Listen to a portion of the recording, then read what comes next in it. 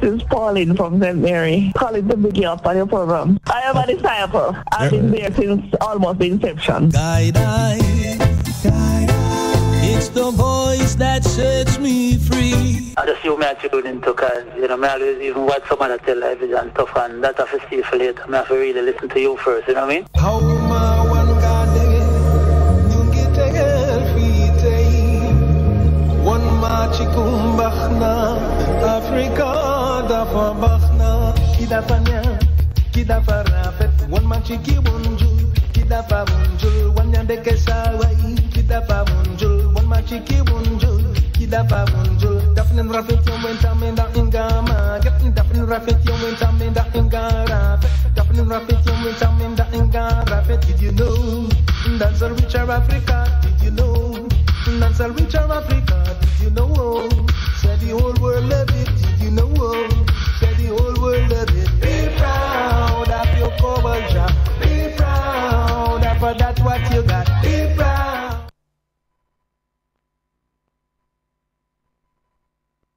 Time, space, and mind. The basic dimensions of reality. Sound, movement, and thought. The basic responses of I and I. Metamorphosis. Keep listening. In life I shall be the same, in death I shall be a terror. Iman Blak, me no brown, me no white. Nah see Babylon stripe, you mad.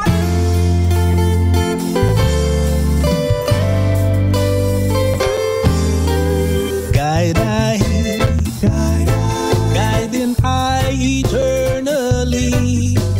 Guide I,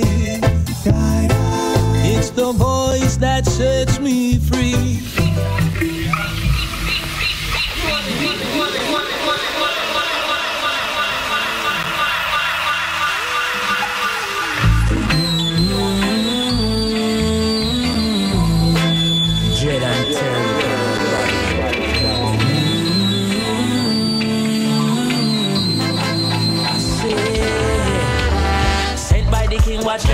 Metamorphosis.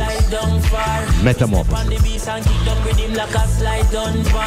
We burning the system, we tell the youth if we fight guns war. Uplifting Mrs. String, tell us I love star. We don't want it. Babylon the system falling, but this is just the beginning. Beginning of the grand finale. Finale because eventually we get the call. So if we stand up tall and if we gang up cause united, we stand divided, we fall and we love. Whoa, walk with the Prince of Peace, till I see the leader. Praise be to the kings of kings, Alpha and Omega. Hear your children say, oh, still I see the leader. Oh, Alpha and Omega. Guiltiness is on their face and bloodshed on their shoulders. Welcome, why?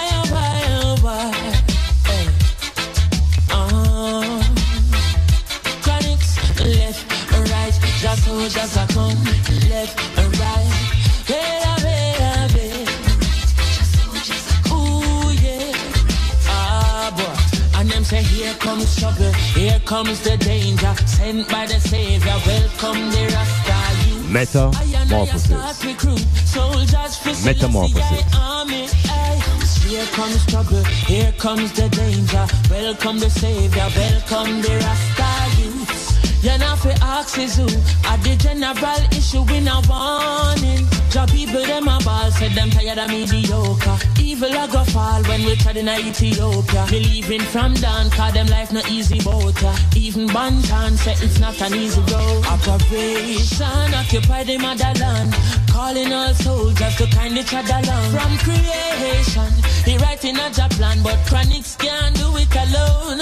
So I'm recruiting soldiers coming from near and far, I choose executing. Still I see I works and be Rastafari true.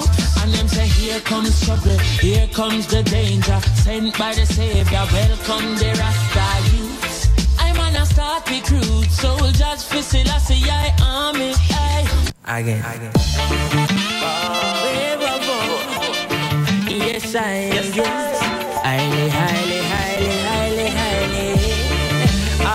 Boy, you never want me, forever burning. And you see when the tables turn, me say I love her, I and I preaching. So every land of hate will burn.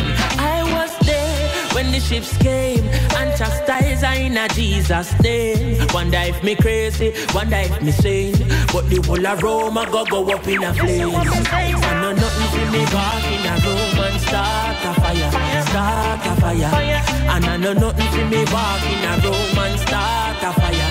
God, them I wonder how a little African I go burn down Ebola in a Vatican, but I know nothing for me back in a room. Start a fire. We a go home, the whole demographic. And when me talk, I mean no hypocritic. When you say Rome, I eat no geographic. But if I you feel wear the cap, then I you with a fit. When me say Rome, me a talk about lion. I will STYLZ, I the power of the triad. The eagle and the dragon and the bear a spit fire, but them can't overthrow the conquering lion. Listen to the voice of the people. Today Rome will burn, and me alone at the over evil. Said today Rome will burn. No nothing for me walk in a room and start a fire. Yeah. Goes away from Africa with the intention to steal our culture. They're good for the past by instead. Humble yourself, my children. Humble yourself, my little ones. Humble yourself. Oh, my brother,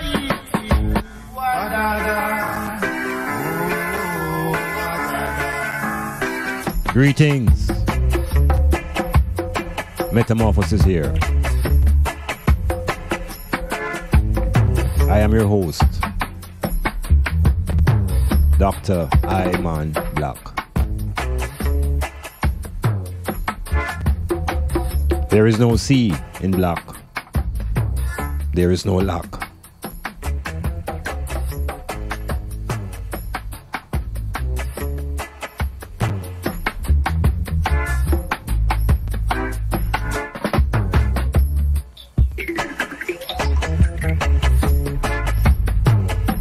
Welcome, Tinastilin.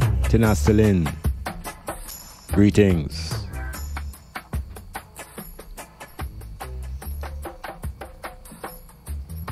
I greet all listeners in the name of the Blessed Trinity, the Father, the Mother, and the Holy Child. I greet all my listeners in the name of the most ancient Trinity, Osar, Oset, and Heru. I greet you in the new name of the Blessed Trinity, Osiris, Isis, and Horus. The foundation, the black civilization, and the black African family structure. The Trinity, Father, Mother, and Holy Child.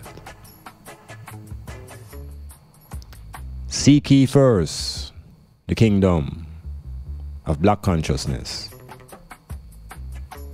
and all things will be added unto thee.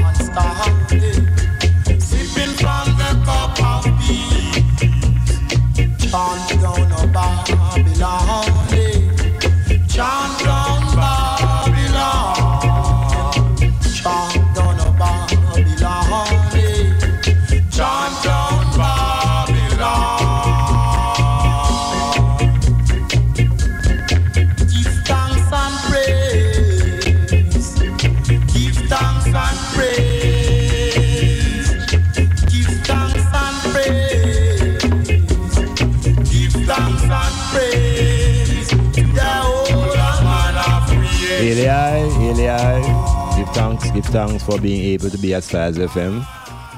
This is the Metamorphosis in its new format and programming, coming to you from STYLZ FM 96.1, 0.5 and 0.9 on the FM.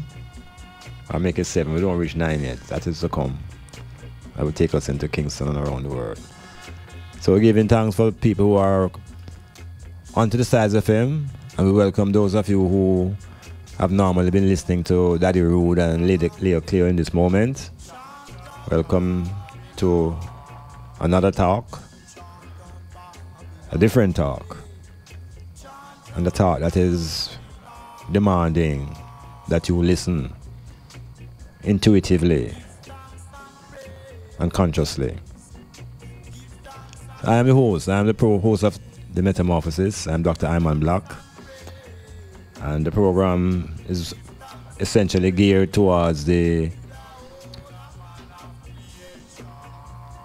unearthing and the livicating and the upliftment of that power that is within all individuals. And that power, we call it the I. We have two physical eyes in the head. We also have a third eye, which is also in the brain, generally referred to as the pineal eye, P-I-N-E-A-L. So we have a powerful third eye. And the Metamorphosis aims to encourage listeners to involve themselves in the research about themselves and to come to grips with the powers that are within and to begin to utilize those powers for the upliftment of individual self, upliftment of family, upliftment of the community, and then ultimately the recognition of the upliftment of the nation. So the Metamorphosis sort of encourages ones and ones to have some tools near them as they listen to the program, because you're going to need tools to complete and get involved in that transformation. How do you transform the hidden self, the powerful I, into its rightful place?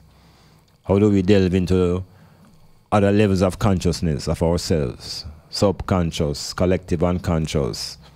How do we work out the trinity that is psychic, the me, the myself, and the I? So the program is about having a dictionary, having pen and paper, having a map, having a Bible. And these are tools of reference and things that we use to uplift the self. And we speak about elements of culture and things that are upful in terms of progression in both the individual and within the group. So the program has segments, and in this segment program, recognizing that this is Monday, 1st of May in the year 2017, years after the death of the Jesus. We are here living in a period that has been designed for us, and we have to also have the capacity to explore and examine where exactly we are and who are we as a people. Begin to recognize the power of the collective and the need to develop the individual. So within the Metamorphosis tonight now, we're going to deal with issues that surround things like money. We're going to deal with a segment that is called I Word, Sound and Power. In this segment, I usually speak to things of identity, language, race, gender, and a bit of anatomy and physiology, where it's all about exploring the I and the powers of the body and the brain and how everything is connected. Can we find the mind, and what's the difference between the mind and the brain? So we use that segment to do that type of investigation. We also have a segment that we call Al-Kibulan, Our Story, where we look at his story, which is history, and we look at our story. And the basic difference is perspective. So one story is coming from a perspective of a colonizer, and one story is coming from the perspective of the colonized. In the same way, the hunter has a version and the lion has a version. So we use that segment to continue to look into what we call our story, the black story. We have a segment that deals with deconstructing and decomposing and decoding mythologies and nursery rhymes and allegories. These are devices of English that carries forth a lot of information, but oftentimes, because I am not trained in that foreign language called English, it leads to a lot of confusion, as words have same sound and different meaning, and there are homonyms and antonyms and synonyms and a set of things that create confusion, similes and metaphors and all sorts of ways of communicating. And so within this segment now, we work at the things that we are told to believe in. The various stories and them kind of things there. There's also an important segment for Afrocentric views on the news, the world as it is, seen through the lens of an Afrocentric perspective and through the lens of a Rastafari, who is Afrocentric in the Caribbean. So that becomes a segment. And of course, there's sports. And the current discussion within this program will be about the collapse of the under-17 reggae boys and what can be done to even upgrade the football, not just nationally, but specifically now into the Eastern Confederation. What are some of the things that need to be done to resurrect football between St. Anne's and St. Thomas? And so these are some of the areas that we're going to touch on in tonight's program. So we want ones and ones to call those of the ones who you think need to hear and settle yourself with whatever it is that keeps you focused. For some people, it's all about the cushion ping. But whatever it is a meditation that is required. And I want the ones and ones to just sit in and be a part of the metamorphosis.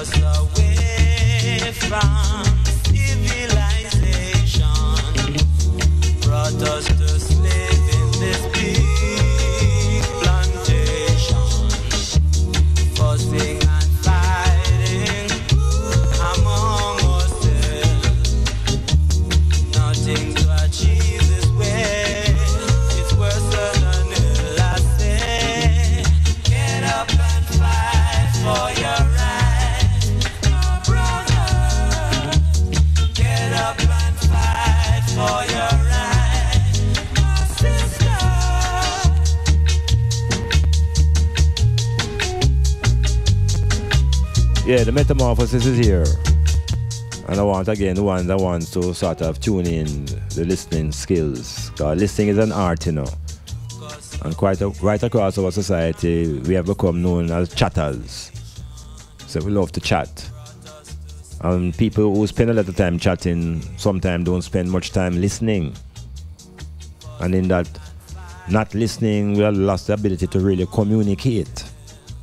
Because everybody just wants to say their piece. And you have people who want to say them piece while you are talking, and while you are speaking, them not listening, them planning what them going to say to you in response. So even if what you said makes sense, they're not hearing it because they're planning what them want to say. And so we want to transform ourselves in our own private way. They say we have the gift of 2 ears and 1 mouth, so it means we should be doing more listening and less talking. And when we speak, it should be words that are progressive and upful and conscious, otherwise hold your corners. So it's about transforming ourselves in a very revolutionary way. But it begins with the I.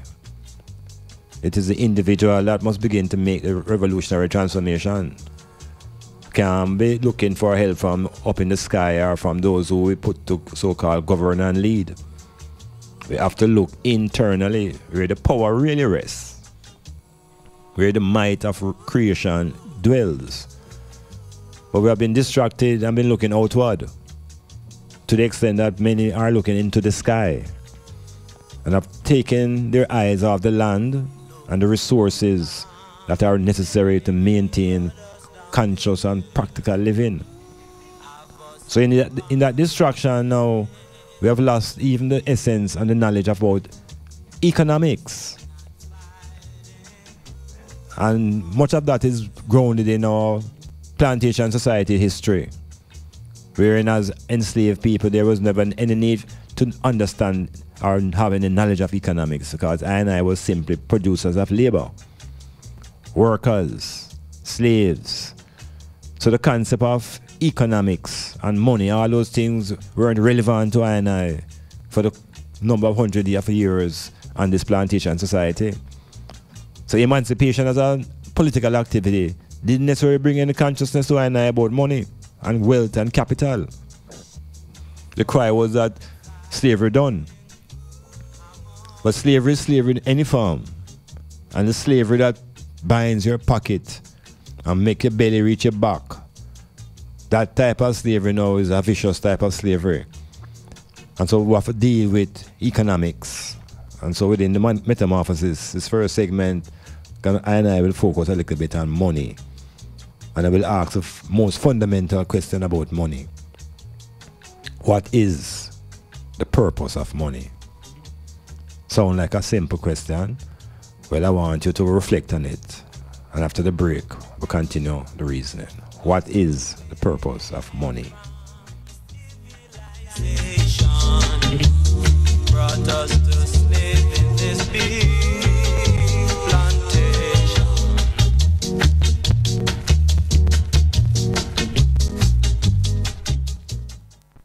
Do you have or are you seeking a place to rent, seeking employment or have a job vacancy? Are you selling a car or having a garage sale? Then come see us. Let STYLZ do the advertising for you and you'll be on your way in no time. Contact us at 876-286-9216 or 439-5160. Advertising Style. Advertise with STYLZ.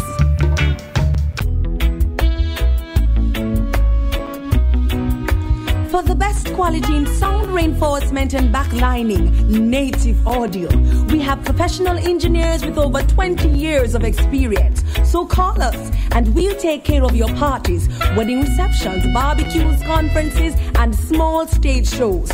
Crystal clear sound, native audio.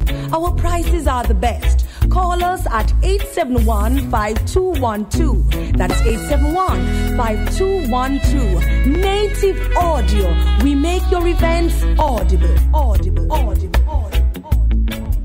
Take us to work. Take us on the go. Take us wherever you go. STYLZ FM. Take STYLZ FM with you on the go. The number for USA 213-992-4360. That's 213-992-4360. And for the United Kingdom, 033-0010-3322. That's 033-0010-3322. STYLZ FM. Boundbrook Hilltop Guest House, conveniently located at 15 Boundbrook Crescent, Port Antonio. For a large space of single and double rooms at reasonable rate, Wi-Fi, cable TV, breakfast to order, 24-hour security, CC cameras, parking, snack bar and lounge. Beautiful scenery of the Caribbean Sea. We're willing to assist with additional accommodation, such as fridge in your room, coffee machine, and so much more. Boundbrook Hilltop Guest House, proud sponsor of the Metamorphosis with Dr. Iman Blak, live on STYLZ FM, Mondays, 9 p.m. to midnight. Call Boundbrook Hilltop Guest House at 715-1644.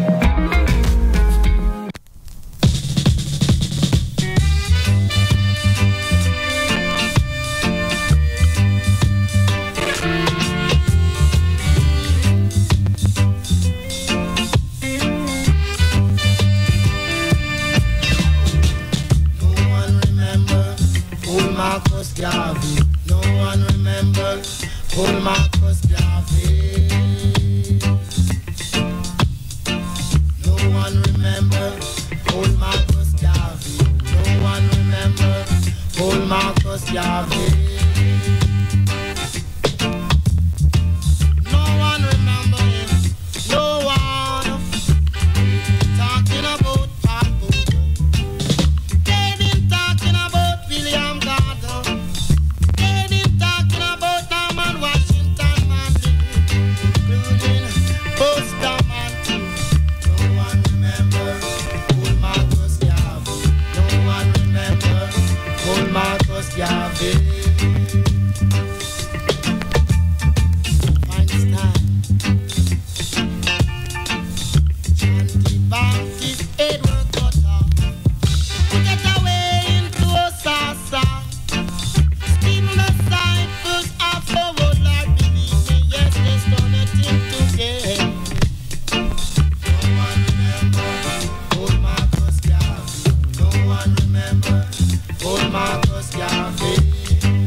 Yes, Metamorphosis continuing now. We're going to spend a few minutes just looking into this whole notion of money.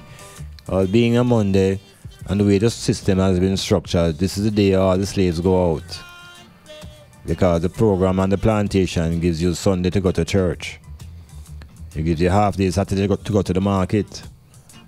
Right? So basically then from Monday to Saturday morning, half day, the program is organized to extract from the population its labor.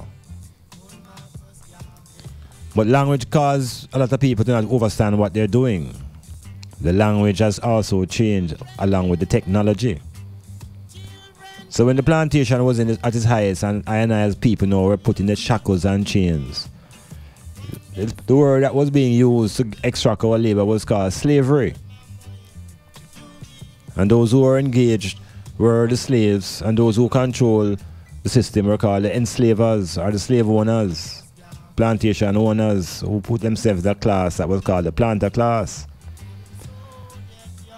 So with the coming of this emancipation process now, the language changed and the certain things changed, but the order of production never really changed. The language changed. So the African people now, after emancipation, were no longer called slaves. They got the more glorified term of workers. And as the technology changed from physical hand labor to machines, it also caused certain changes in the relationship. So the mechanization process, technology, and its advancement allow for sugarcane to be cut by machines. So you never need so much hand labor anymore. So you have to release these people from that slavery condition, but it didn't take them out of slavery. The condition changed. And we have to recognize that in that change, the society appears to go through a change, where those who were once chained and shackled now can walk around literally anywhere. You hear me say literally? Because there are certain places that you still couldn't go as a black man, as a former enslaved person. And it carries on even into today's society. We have certain areas where certain ones and ones who have certain pigmentation, you can't go near it too tough. even in our hotels, but that's a different thing. So we say the ways, and remember now, the plantation set up to extract labor and free labor too. So it is free labor that was connected to the sugar plantations that gave Britain all its wealth, or much of its wealth. So it's all about extracting labor. Extracting labor. And we have to look at now what is given, if anything, in return. So while on the plantation, what was given in return now was some huts and some things to live out on the plantation, and some rags and things for cloth that we will put together as clothes. That was it. In terms of food, it was what was left out of the house of the backroom, and whatever I could have gathered together in the fields in terms of agriculture. So enslaved people really have no concept of economics and earning power. They don't know them thing there. But when the transformation came in the technology and the so-called abolitionists, those who thought that no, it was time to show a little conscience to the wickedness that was being put out on the black people, and they began to rally on the Bible scripture now to show that man and man is equal and one God and all these things. These are all these things they know, and long time they know. But the times were changing, and so they have to change them ways. But what does not change is the economic ways of how production is generated. So labor is always required. So once the emancipation goes out, and them turn I and I out now, once we don't own the land, we're still slaves. Once you have no land, then I and I become slaves to those who own the land. Because in order to be able to have shelter, we have to go back upon them people, them land, and so them rent to the land. It's not sold. So everything becomes different, but it's same at the economic level. So on the plantation with chains and shackles, there's no need for anything called money. Because I and I not involved in any exchange for nothing. Our labor is being extracted from us freely. Before we came into the Western world, once we were in our continent and comfortable, our methods of commerce, we would call it bartering. That was the basis of what I and I would do to exchange goods and services. So we always knew commerce, but in the enslaved situation, it's not commerce anymore, we turn chattel. I and I become identified as property. So we're coming through the times, and emancipation is about to take place, and everybody's celebrating, but at the end of it, there is great unemployment, great crisis in terms of financing. Black people can't really hold no family together because man don't have no income. So to get income now, we have to rally now on the slave owners. And so one of the ways now you create a device where in order for the African or the population to get goods and services, you extract them labor and give them back some paper. And with that paper now, you carry it back to the slave owner and you get goods. So that became the cycle. And so we get introduced to this money thing. The money, of course, is printed by those who control the society. And then when you enter into the arrangements now, they call you a worker. And your task is simply to put in long hours. And the return is what is given to you to allow you to come back the following week. So most of the time when one goes out on a Monday, like today, and struggle and stress out to get to the Friday, and whatever it is gathered, sometimes it's just enough to carry forward to the next Monday again. So that is the program I have been on from emancipation. Wherein what we get as money is never enough. It's never sufficient. But then the church will occupy our attention on Sundays. And once we slave out from Monday to Saturday now, the Sunday church and the school will tell you now, say, look, money no important.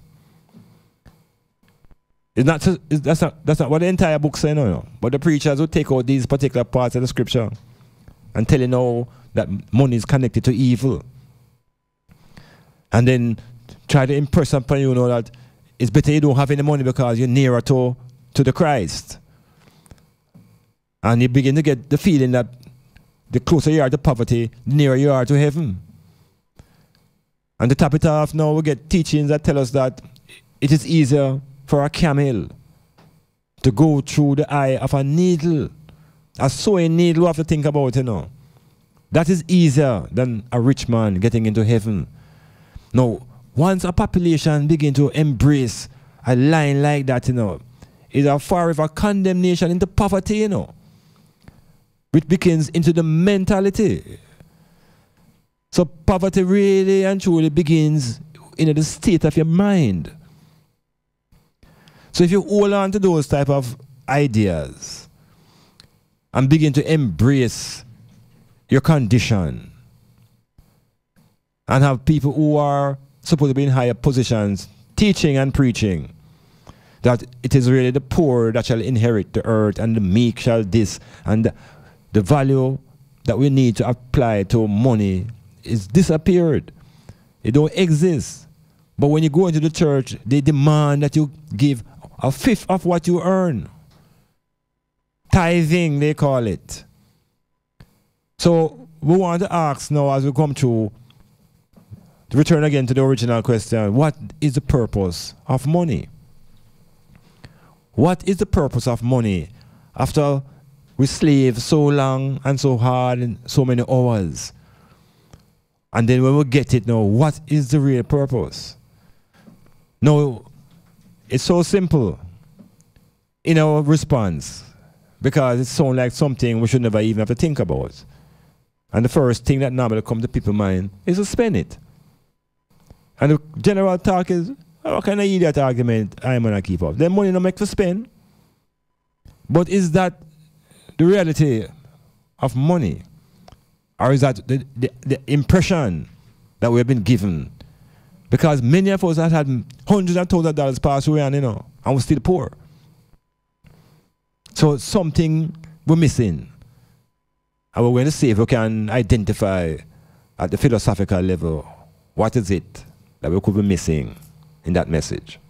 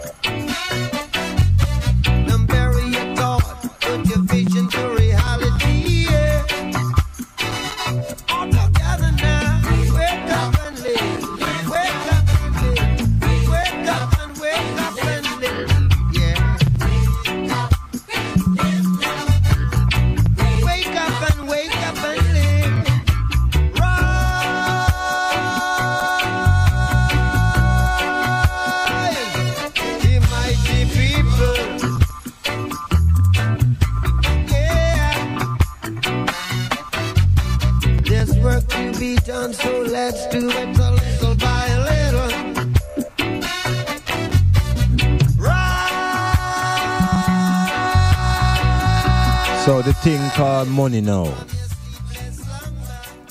what is it? Sometimes when in the school system, you enter the school system, they tell you that, well, money is a medium of exchange. And then later on you hear that, well, it's really a way to achieve and be successful at acquiring goods and services. So much of our teaching coming out of the school system combined with what the church tells us. That's basically what informs I and I about what money is. Because the plantation society uses the institutions of the church and the school to be the educators. So those institutions become the keynote to education. And these are the systems that now educate I and I about money. And we begin to examine what is it they've been teaching I about money where we still can't hold enough. And not only we can't hold enough, what is it that makes so many of us fearful of having money, but crying for money every day? So the two systems that teach us about money now, the church and the schools. Remember that our families don't teach us about money, you know. Yeah, not much teaching we get from our parents about money. What we are told, basically, is that we must learn to work. It's the work them push us into. Make sure say you get a job. And that becomes a total focus of most of parents when it comes to money, is that the child must get a job. And in order to get that job, them tell the child, say, you must go to school. So the school is going to reinforce and now and then tell the youths what is it that it's thing all about and how they must go about pursuing it. But then while they are being told that money is a kind of important thing for goods and services, but the church now telling the people a totally different thing and taxing them at the same time. So again, we explore the religious teachings, and the most popular one in terms of a cliche that guides a lot of people is a cliche that says money is the root of all evil. And then people jump up and qualify and say, no, it's not that. It's the love of money. And them feel contented with that because them think, no, that more accurate. And boy, so is it true that? Boy, I love the money. But if you ask women, generally, they will tell you that them love money. So there is something conflicting and contradicting going on amongst I and I as a people. So let us examine a little bit now this phrase about the love of money being the root of all evil. And we'll examine now what is evil, you know, and how money now and this love connected to evil. But this is before I even go down the road, I want to examine a different side of the coin. Not the idea of love of money, but what about the lack of money? How much is the lack of money related to evil? More so than the love of it. And what is it that the lack of money creates that is very obvious, that would easily lead ones and ones down a street of destruction? Because in the plantation society now, it is structured in such a way that once you're not on the plantation and enslaved and you come off and you say you are now a free man, you have to have money. But the education system don't teach you that money is a need. It don't tell you so you need money, you know. It tells you you need food, clothing and shelter. So when you hold on to them ideas, you know, of food, clothing and shelter, you start realizing something is missing. Because you need something to acquire the food, the clothes, and the shelter. And that thing is money. So we're not, so you understand, it's like a double, like a man scam you in a reasoning. I tell you, so well, you know, you need a house and you need a car and you need I'm not telling you, so you need money, you know. So they're identifying the end goal, the end result. They're identifying the goal that is people desire, but they're not telling you about what is required to achieve the goal. So we're not conditioned to organize ourselves to attract money because our children are trained to chase money by trying to find a job. So you can hunt money, you know, you can hunt money, but I think the harder you hunt it, the further it run away from you. Like if you try to chase a girl, she run away. And the more you run her down, the more she run.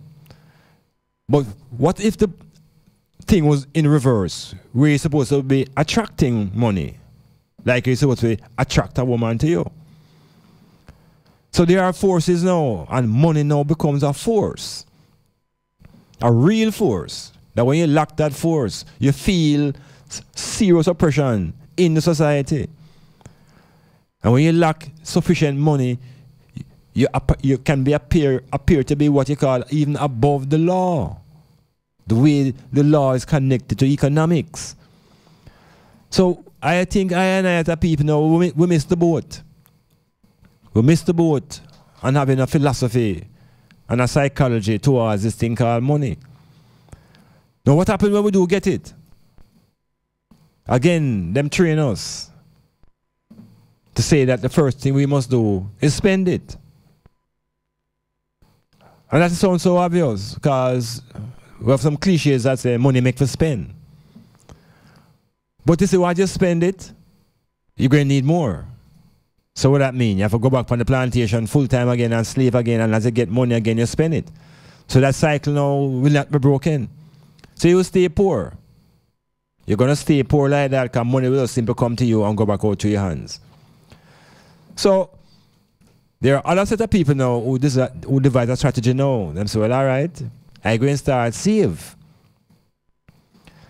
So them spending, but them saving. But the thing about that kind of method now is that when the emergency come, that's when you go into the saving. So by the time you settle and normal again, you broke again. Because you have no saving, and so you just continue spending. So it's a cycle set up between spending and saving, and spending and saving. So you work, you're slaving, you're spending and saving, and you're going around the cycle. And what you have to do now is find a way to break that cycle. And it comes with information and knowledge about this thing called money. So I want to want them think about it still, you know. Because the reason don't finish. It don't finish. Just go and penetrate it.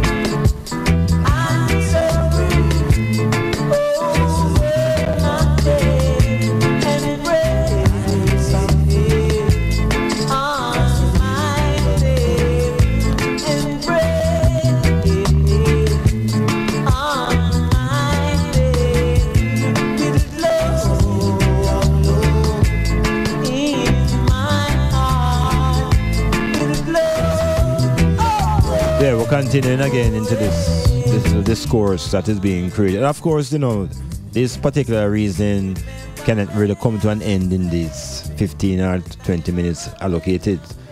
So of course, you know that next metamorphosis, these themes shall be continued until we reach a point and begin to accept some phone calls of some people who have been digesting what we're saying, and then we can reflect on the things that are being expressed here. So in the meantime now, trying to get over a perspective now of this energy called money, because it's an energy, you know. And you know when you have it, you feel light and you feel empowered. And you notice when you don't have it, you can be feeling a bit depressed and you're feeling a little bit down. So it's that type of energy. So you have to also be very careful now how you handle this energy. It's the same way, for example, a man may have a pistol and him knows him have a power within him. Within that gun is power, you know. And it makes him feel powerful. But you see, you have to be able to control the self, the I. So if you are in a situation where you really have a sort of intuitive knowledge of yourself, then those energies become what you use. And they don't overpower you, and then you become a tool of that energy. So it's about getting a perspective. Because there are those people where that money actually run them life. And that's a very serious thing. Because I must be the director of all these various energies that pass through the universe that I have access to. So the money thing is very crucial. Because the education system hides away the importance of it to keep I and I a slave. And as long as we have our children and send them to school to get a job, the cycle will not break, because you're going to become an employee to somebody who can fire you the next day. So the whole attitude have to change towards how we send our kids to school, what do we send them there for, and how do we approach this thing called money. So we talk about spending.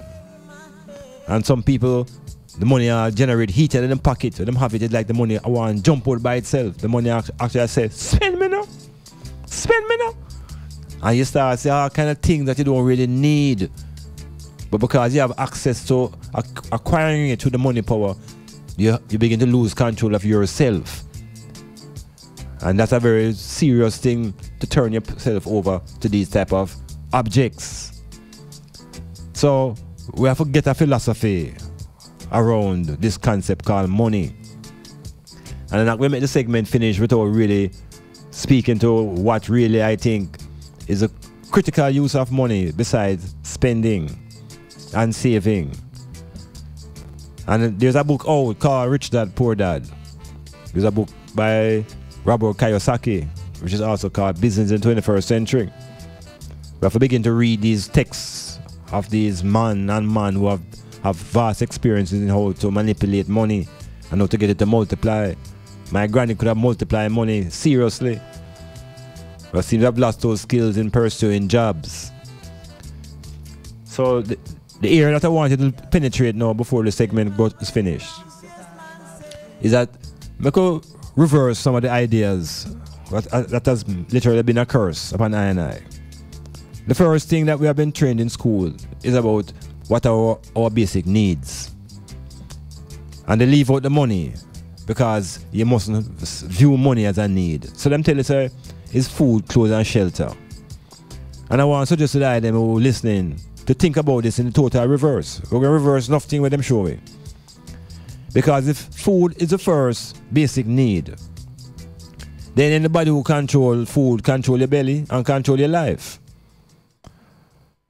If we look at what Marcus Garvey was suggesting to black people of how to get themselves uplifted, and making know that land is the basis of power.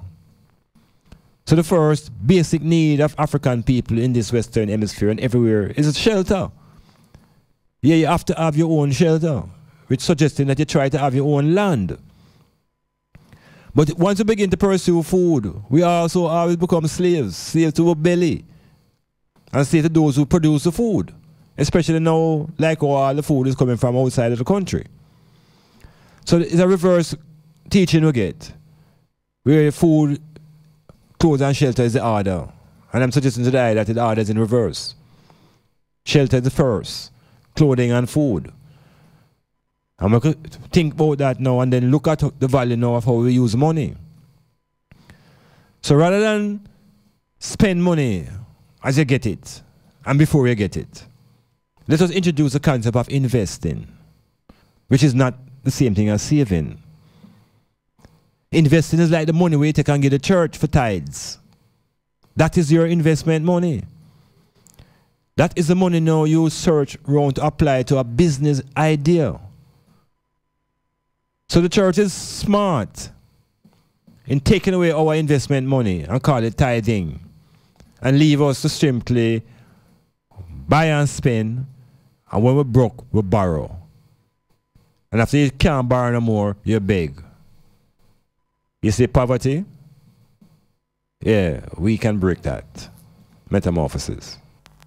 Architects, draftsmen, and surveyors, get your drawings printed in high-quality professional standards. We can satisfy your printing needs. Whether it is for presentation to your clients or for submitting building and subdivision application, make it VJ Printing Services. Whether drawing by hand or with computer-aided softwares, we will plot your negatives and print the copies as you need.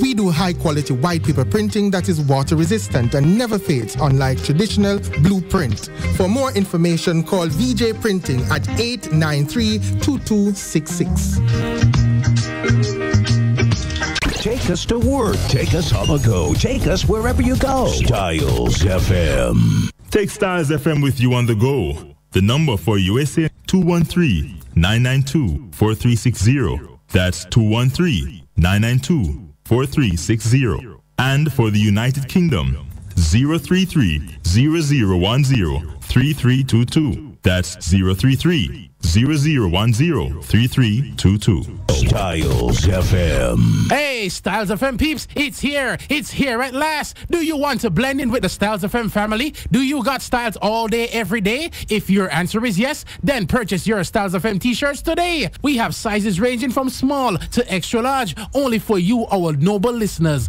Be a part of the STYLZ FM family by making your order for our comfortable and high quality t-shirts now for only $2,000. Stocks are limited, so get your STYLZ FM t-shirts today. Call 286-9216 to place your order. Boundbrook Hilltop Guest House, conveniently located at 15 Boundbrook Crescent, Port Antonio.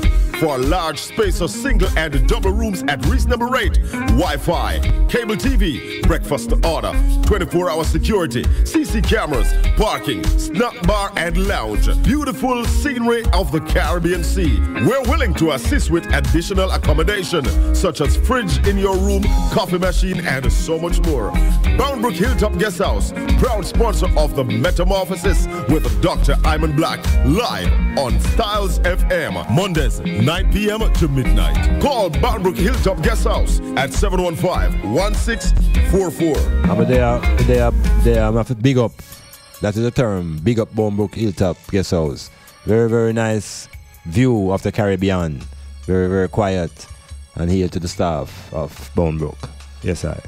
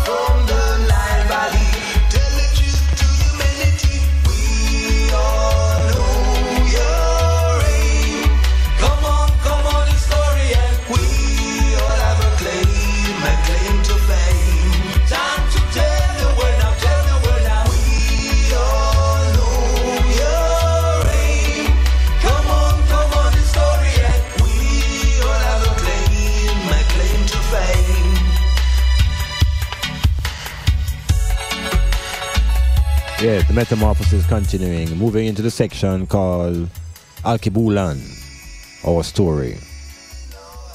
This is a section of the program that sort of got its genesis out of the practice of looking at February as the Black History Month and coming to the conclusion that we can speak of our story 4 weeks out of every 52 weeks. That is just not, that just can't cut it. So within every metamorphosis is a section that speaks to our story. And our story is all about the history and the mystery of the people of the African continent. Mysteries because the Europeans in their invasion could not digest and could not, just up to today, them still can't digest the magnitude and the magnanimous structures and the levels of knowledge and culture that they came upon. So we have to know in our trying to understand ourselves. Yeah, we have to know that before the Christopher Columbus escapades and before the uprooting of millions and millions of African people, before that process, the continent of Africa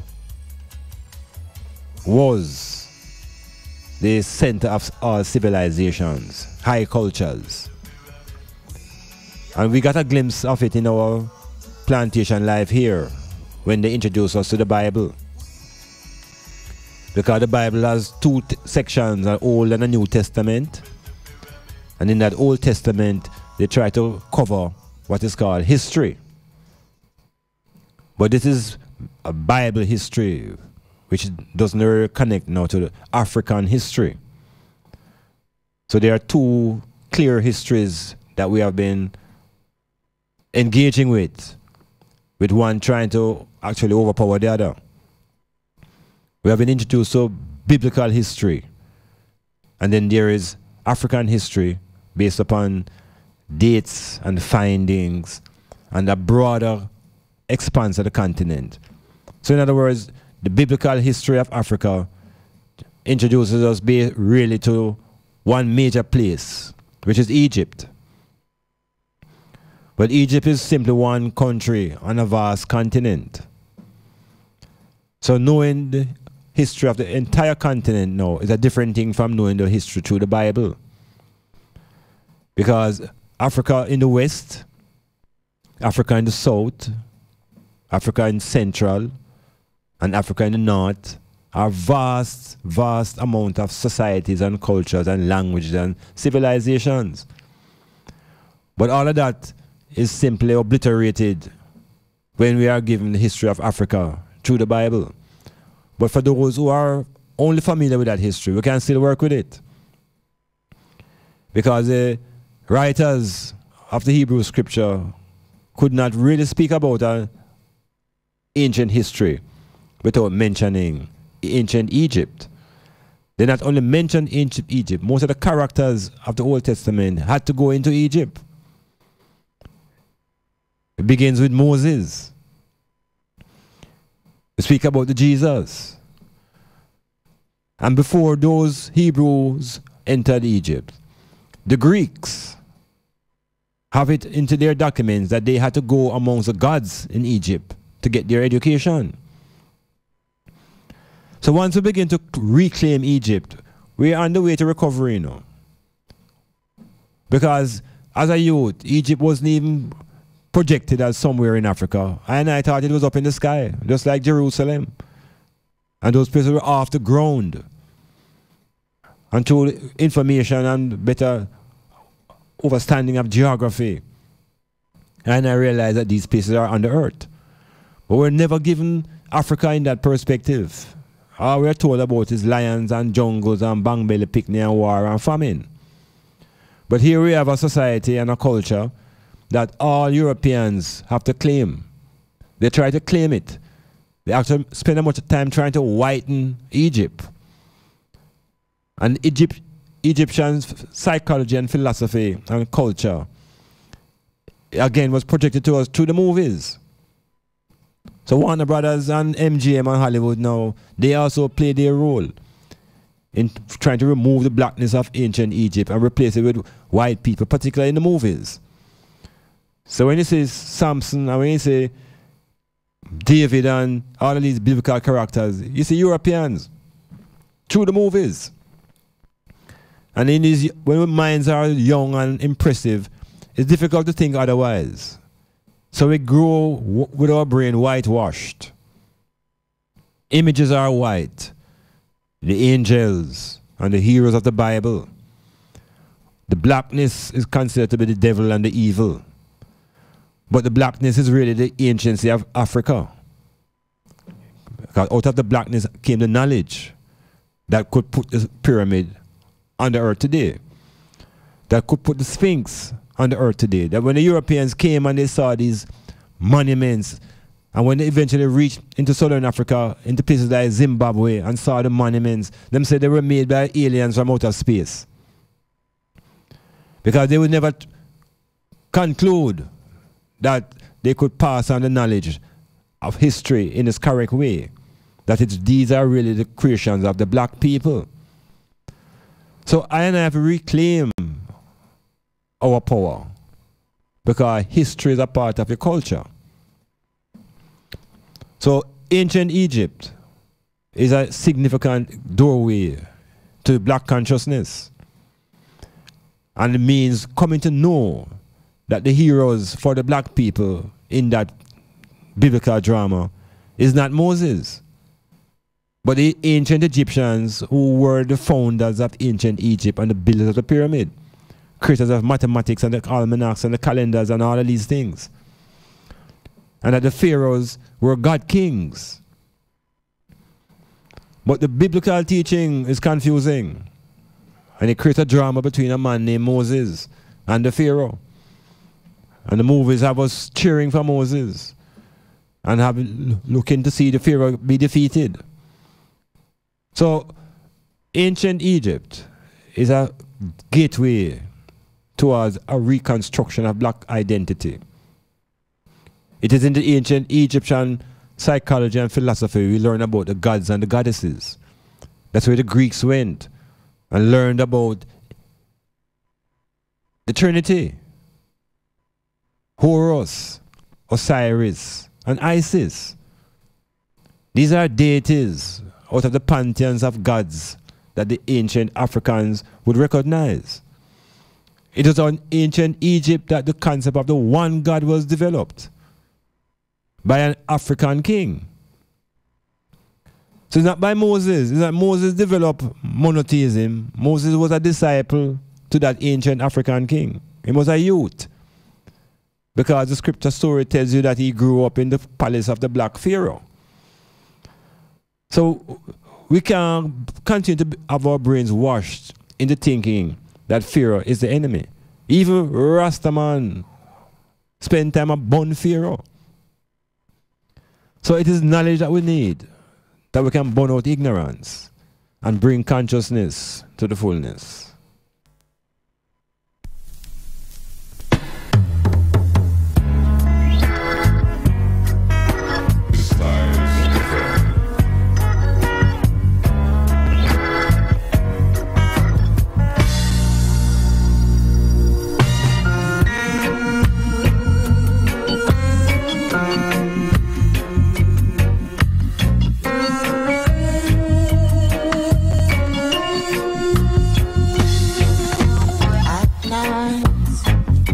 When others are in bed,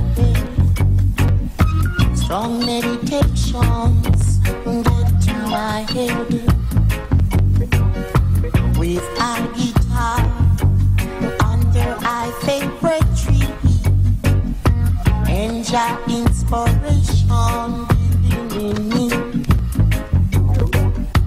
I play and play and sing and sing, releasing the inspiration within, and written them is a song, yeah, for everyone.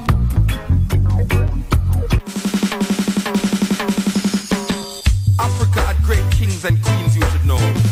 Search your history, it will show. If you know not from whence you came, you are doomed to live in shame. Great kings of Africa, rulers all about. They were mighty, brave and strong, tore every barriers down. In Africa, yes I did. In Africa, oh, yeah. In Africa, yes I did. In Africa, oh, yeah. Now let no one fool you. Great was Shaka the Zulu. The British army never did see such such a fierce warrior as he. In Africa, yes I it's in Africa, yeah.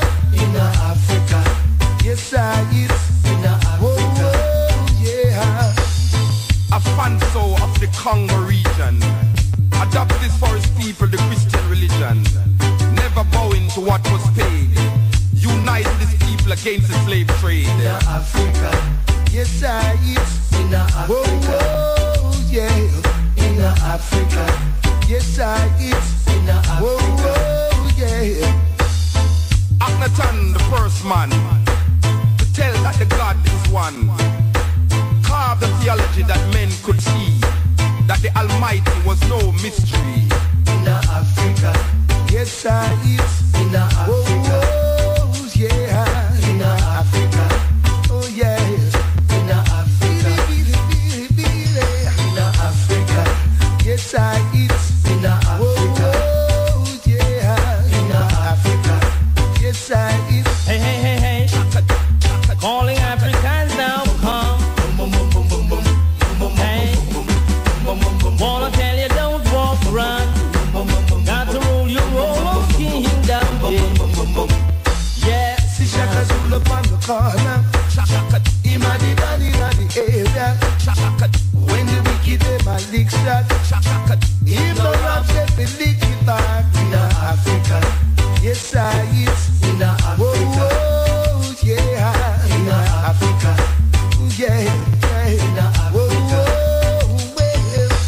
Now the King of Kings, Haile Selassie, was invaded by the fascist Mussolini. If the world had listened to this little man, World War II might have never begun. In Africa, yes I it's in Africa. I think it is vital that we have this kind of perspective of our homeland, because this is a Chinaman. No matter where he's born, he has a consciousness of a homeland, whether he has been there or not. Whether he speaks the languages of China or not, he embraces his China-ness. And the same thing applies to the Indian. Wherever he is, he sees himself as an Indian. And again, he has probably never been to the Indian subcontinent or wherever, or India, or whatever, but he sees himself through the lens of his race. And the European, of course, is unquestionable racial. And he has gone beyond racial, and many have acquired the capacity to be racist. The people who are of Africa and African descent are confused, because there's an attempt to sort of dissociate yourself from being Africa and begin to call yourself all sort of hyphenations, and at the same time you're trying to enhance the mixture of the foreign blood. And because we were victims of rape and sodomy and all sort of brutality, the mixing of the blood produced all sort of different looking type of Africans. But the foundation is the same. It's just that those who are living in denial are also living in an illusion, trying to call themselves other things than what they really are. So you don't have to go to Africa to be an African. You don't have to be born in Africa to be an African either. African is a consciousness, a knowledge of history and heritage. And along with that goes a sort of knowledge and appreciate loving the nature of your skin and your hair and your eyeballs and your basic self. So it's not about self-love, you know. It's about self-respect. Because love can simply just flip into hate overnight. But respect takes a time before it can disappear. Because respect is something that comes with a lot of other things. So I should be dealing with self-respect as Africans. An African meaning a consciousness of heritage. An appreciation loving of your blackness. And knowledge of your own culture. So much of our cultural orientation in this plantation and in the West is through the lens of the British. Now we're under the influence of the Americans. They're trying to convince us also that we're no longer Africans, that we are now humans. So if we watch it, if we watch it, because if we continue to disconnect ourselves from the homeland, pretty soon we can't claim the continent. So China for the Chinaman, India for the Indian man, Europe and America for the Europe for the Europeans. And undoubtedly we have to call that Africa is the land for the Africans. When you go to North America with your brown self, you're no longer brown there. You're black. There are no brown people in North America. So that's like an ism that is created in the Caribbean for people trying to hide from them reality. But the knowledge comes through getting a full picture of what happens in ancient Egypt.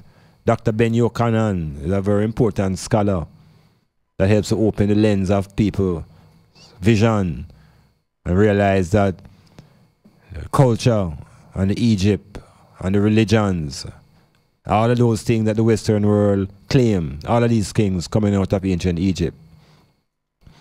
And it's not just about Egypt, because on the western side of Africa, there's a very important set of African countries that have dominated the world from their perspective, talking about the empires of Ghana, Mali, and Songhai, the University of Timbuktu, the high culture that the Islamic states had reached in Western Africa.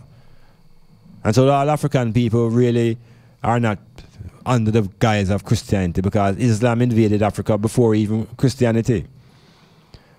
And in Western Africa we have a very important cultural people called the Dogons. Some people say it's the dog gods. These are the African people who claim that their ancestry is connected to the star system Sirius in the constellation Orion. These are some serious ideas and notion of black people history. It has nothing to do with Western, with the other side of Africa, in ancient Egypt and Ethiopia, where the Christians telling us about coming out of a garden and the biblical beginnings. These people on the Western side have a different construction. And we have to begin to pay attention. The Africans in the South, the Vadoma people, speak about their relation to alien and foreign life that came from Mars. So the black man is a very diverse being, and we are the most ancient life form on this planet that walk up and down with consciousness. We are the first people to walk and talk and organize. So when we begin to claim those type of things and internalize it now, it must affect our behavior into the current.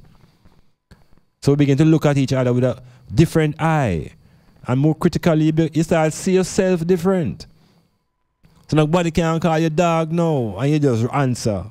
Because you look around and see, you look at the ground and see something on 4 foot. Yeah. And when the women are shouted to with them with a slang talk, them doing but a look. So we have the power to transform ourselves through knowledge of our own story. And we can begin that journey, for those of you who have not begun that journey, through entering ancient Egypt and looking at the contribution of you, black people, I, why the Western world has been progressing in science and technology. So we were able to raise those stones hundreds of feet into the air, tons, heavy tons, and use exact physics and mathematics, understand chemistry, the power of the carbon, build calendars. So this section is all about reminding I of who I really is. And as you trod onto the plantation and you, under the oppression, you have to begin to refurbish yourself consciously, intellectually, and begin to sight up how you're going to manifest a change, or you're going to get off of the treadmill, or you're going to move to what Garvey spoke about as self-reliance. Or we're going to become employers, rather. Or we're going to train our children to become employers. What kind of job they're going to create for themselves before we program them to go and get a job. So it's an whole transformation the essence of Metamorphosis. When them take it from Africa, we never have no criminal record. I know them take it go and bring. Starting boy, Marcus give you a profit first, man. Then they put. If you have a clean record, passport, a visa, you can't pass them port. Pass them port. So we don't come here for no visa and no passport. We don't come here for no visa and no passport. The whole of we come down here on the same boat. The whole of we come down here on the same boat. We don't come here for no visa and no passport. We don't come here for no visa and no passport. All Google have you run like you same boat. The whole of we come down here on the same boat. The police and soldier, all the commissioner, the nurse and doctor, the judge and lawyer, also the governor general and prime minister. The whole of we come down here on the same boat. Rise up, oh we mighty ways. Rise and take a stand again. My people still cutting through the game. Babylon, them and use them brain. No change on our feet, but we are not free. Living in this outdoor captivity. My people still living in poverty. Fear of safety can't be free. We don't come here for no visa and no passport. We don't come here for no visa and no passport. Ebola we come down here on the same boat. Ebola we come down here on the same boat. We don't come here for no visa and no passport. We don't come here for no visa and no passport. But like a Safa plate on the same boat. Ebola we come down here on the same boat. Some get it for England, some get it for America, some get it for Canada, some get it for Jamaica. 450 years of slavery round here. Africa away it is created. Don't come here for no visa and no passport. Don't come here for no visa and no passport. Ebola we come down here on the same boat. Ebola we come down here on the same boat. We don't come here for no visa and no passport. We don't come here for no visa and no passport. For Google have you run like your same boat. Ebola we come down here on the same boat. Take it from me, yeah. We never have no criminal record. When they take it from me, yeah.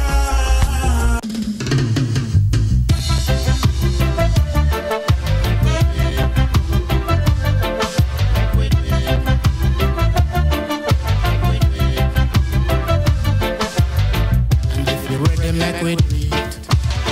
And if you're ready, make we do it. Make we do it for Jah.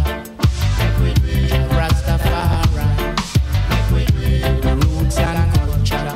Make we do it. And if you're ready, make we do it. Make we do it and make we do it. Make we do it and make we do it.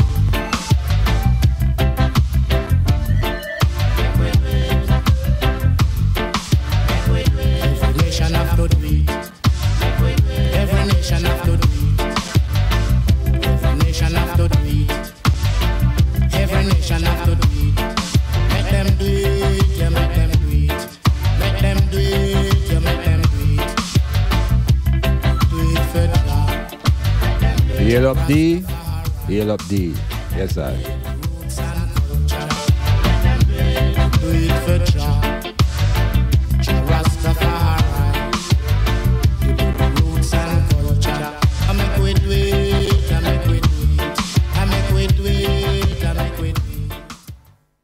Whoa! Thank you, Father God. I swim for about a day and a half, but finally reached dry land. And what that? Upa Jesus, I up on a rolling calf. And what the music there come from? Who them people there? But kiss me. Episode 4. Mixed Intoxication at Bayview Eco Resort and Spa, Dolphin Bay, Port Antonio, Saturday, July 8, 2017. Be there. You rule, you and you come first. Big it up, big it up. Let's get reverse. Native Audio and Equipment Rental Services, now offering stage lighting and truss systems for your small and medium-sized events. Whether it's a stage show, concert, play, wedding, street party, or even club setting, you name it, we'll bring it to life. Call us at 871-5212 or 844-6531. Native Audio and Equipment Rental Services, proud sponsor of In the Know of the Law with Sergeant Delrose Green and Real Talk with Lady Cleo and Daddy Rude. WAW, the Caravan of Love. What a Wednesday!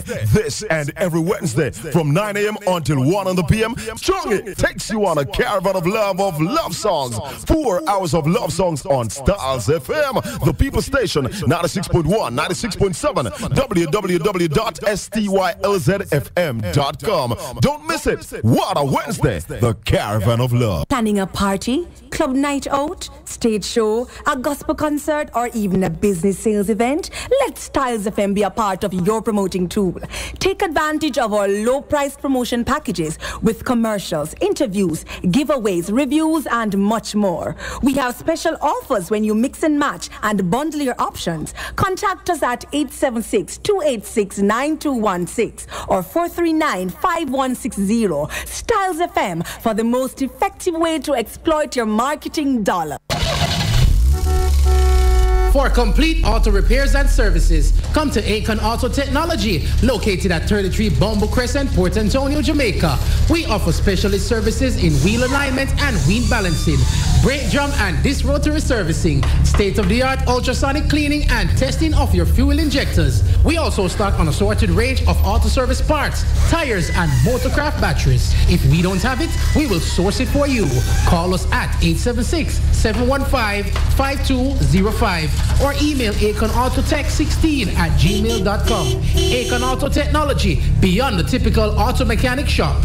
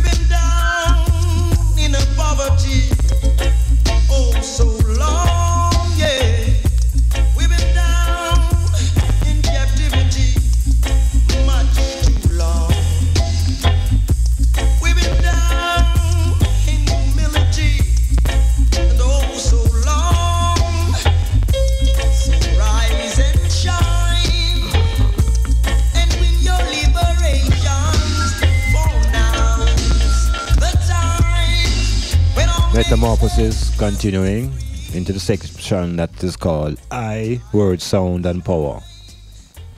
I, Word, Sound and Power. Where we interrogate and investigate things that are related to identity, things that are related to race, language, gender, and of course anatomy and physiology, your body makeup. So within this particular edition now, we're going to look at the idea of race. And it's a problematic because people speak about mixed races. And they speak about the idea that perhaps there is no race except the human race. So at some point in time, each individual have to come to some conclusion into them own self, for them own sanity. What is it that is really going on? So African people now are being encouraged to disconnect themselves from being African and begin to call themselves humans. There's a very subtle type of teaching going on now, you know. The Chinaman is alright, because he remains a Chinaman. And nobody can move him from that. You can't convince him saying he's a human being. He's a Chinaman first. So we are constantly bombarded as a people by the media and the various institutions to take us away from ourselves, carry us further and further away from self. That you become no self. You just become a body floating through. And the I consciousness now become disconnected. And there's a conflict now between I and the me and myself to even know what's going on. So I want to just look a little bit at how we arrive at these ideas of race. And much of it is grounded in genetics, our genes, the information being carried by the genes. And much of it is being influenced by environment, climatic conditions. But the dominant force I'm suggesting is the genetic makeup. That just carries the codes of information, that carries information about your heart and your structures and your bone system, and ultimately carries even memories. So when two parents come together, or a male and a female, and them connect sperm and egg, whole heap things start take place. We are told that from the educational system that it takes 9 months now for the child to born. And I'm telling you that birth takes place the minute egg and sperm connect. That is birth. That is creation. The minute the two of them collide and the two universes connect and unite into one verse, that is the beginning of life. But the system confuses you until it's a life begin when the child come out 9 months later. And we in our foolish self now telling ourselves that, yeah man, the baby just born. And him is going to be 1 tomorrow and 2 the following day, when the child has been here for 9 months. So the child has been growing and the organs have been developing for almost 12 months. That's quite a little while still, you know. The sense organs have been developing, and those organs are working. For example, hearing. The sense of hearing develops quite early as the ears come to fruition. The skin is the first organ of development, so the child is able to feel. Talking about the African child, able to experience feelings because the child has a skin. And if you go deeper into the physiology of the child, within that skin is also the memories sent on by both parents. So the skin becomes the largest organ and becomes the organ that stores memory, genetic memory. It also carries potential abilities and talents. So if we begin to really recognize that creation and birth begins at inception, then whenever the child comes over there 7 months or 8 months, we have to deal with that child as a developed child of 8 months who has the ability to listen and to discern. So you have to be careful now the things that you're talking about now when your woman is in her pregnancy, because the picnic can hear already. The picnic developing intelligence already. But just that the system tells you now that the baby born blank. They have a concept called tabula rasa, where they try to tell you that the child is born with a blank mind. Yeah, think about this now. They try to tell us that we are born with blank minds. And what they are going to do now is write upon our own minds. They are going to write upon our minds things that we must believe. But in the reality, there can never be a blank mind, because we have to first of all identify what is the mind and where is the mind of a child. Is it in the child's head? Is it the size of the child's brain? What's the difference between the brain and the mind? So until we begin to investigate ourselves. We're not going to come to the full power, you know. So I'm saying to you now, when the child comes out after 9 months, that child is quite developed. It's because the parents don't dumb down the picnic. Without idiot talk and with that thinking that the child cannot comprehend. The child already have comprehension skills, but the child don't have the language to communicate. It don't mean you must talk foolishness to the picnic. And the child is absorbing everything that happens in and around the environment. So the psychologist would say that the personality is formed by the time the child is about 3 years old. Personality. And so it's vital now for the both creators to be around the child. Because if the father disappear and return after the child is 5 and 6 years old, that father literally have no influence anymore, you know. Because the personality of the child forms by age 3. It may go to 5. So all the things that you're saying and doing around the child will take it in. Everything you say. All of your mannerisms, all your suggestions, all of your cursings, all of your swearings. Everything is helping to formulate the personality of that child. So by the time the child is 5, things set in a cement, literally. Set in cement.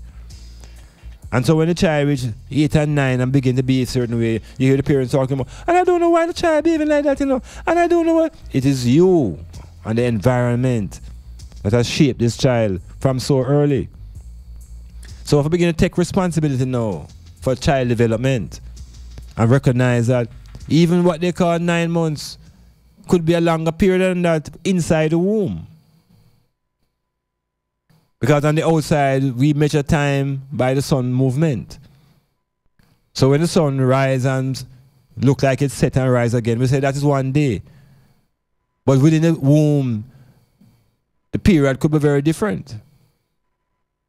When the child and the embryo must evolve through different shapes and forms. One time looking like a horse, one time looking like a fish. It is not impossible to conceptualize that time is moving at a faster rate. Maybe at hundreds of years, maybe it's all at 9,000 years the child spent before the child come out. So we are opening up the capacity to think a little bit different. Particularly how we deal with our children and their identities and the whole idea of race. Because the African child is way ahead of every other child in the earliest stages of life. So once we know this, we begin to upgrade ourselves as parents. That if we introduce a very young child to an instrument, the child will intuitively play. So it's a good thing to put instruments around your young children, 1 and 2 year old. And by 3, you see them start get acclimatized to one of those things and start play it. And then we start talking about the child as genius. The child has all of these potentials because the child is born with potential and possibility. African children are never born with a blank mind. It's a European concept and we are rejected. No.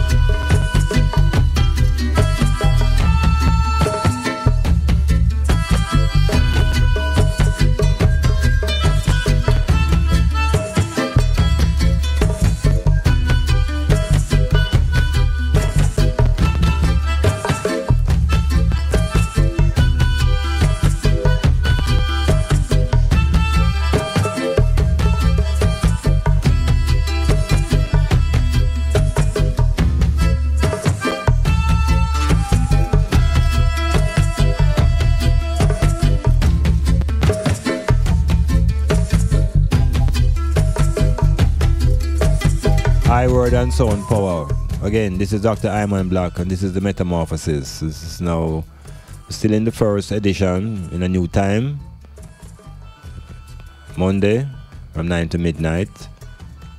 And I like you to tell a friend, to tune in at STYLZ FM to a program that will challenge your emotional state, challenge your intellectual state, and challenge what you may call spirit. And it's all about bringing one to a consciousness within themselves. And I'm not involved in no preaching and converting. Leave that to the preachers and the pastors. And I dealing with thinking, how to engage the thought process, and how to build thoughts, and how to liberate thinking that ultimately can lead to the liberation of your economic state. So the child, as I mentioned now within this segment and dealing with identity, the child arrives at a consciousness after a certain amount of time on the outside. But I'm suggesting that the first level of consciousness that the child develops is a consciousness of me. Yeah, me. And the me really is this become the dominant consciousness in a newborn. Everything is centered around me. Because me have basic needs. Me hungry. Me thirsty. Me want sleep. Me uncomfortable. Me want tidy. So the me becomes the center of the consciousness of an infant. And the whole world, according to that individual, revolves around that me. And so the me becomes the driving force. But because of time and growth, out of the blackness of consciousness is going to emerge another force. And that force is going to begin to address the world from the position of I. And one of the first statements of affirmation of existence is I am.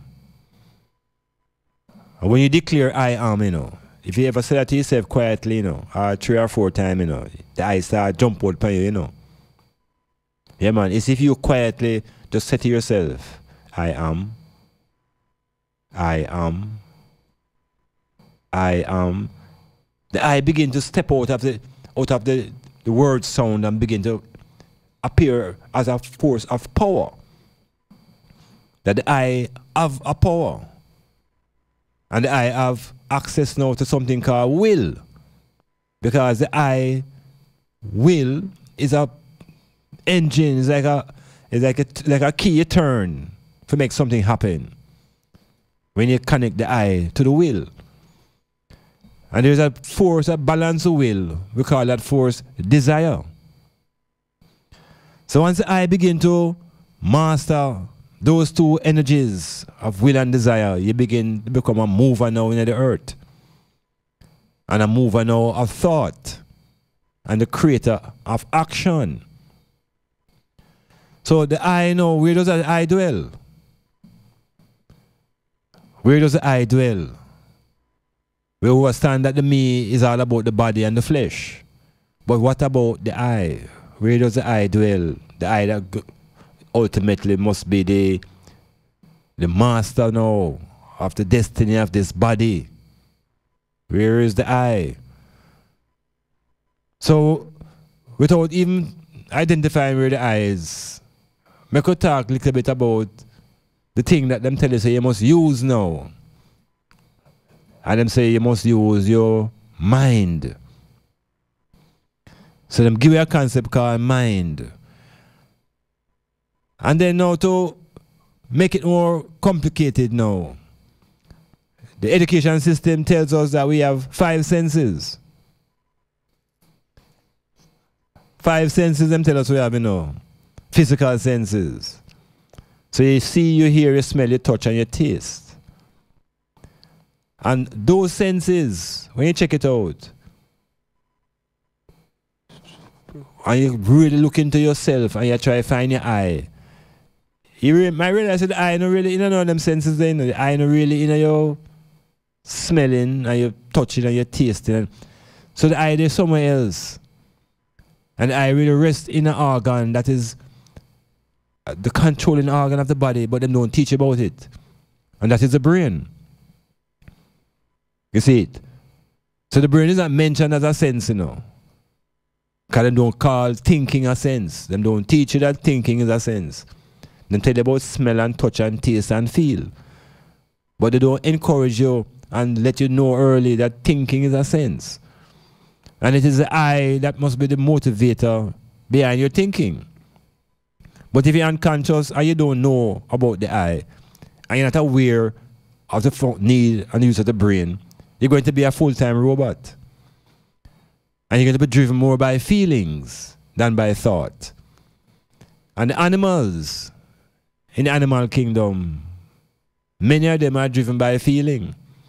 But the man, the African, has a dual nature and maybe a triumvirate.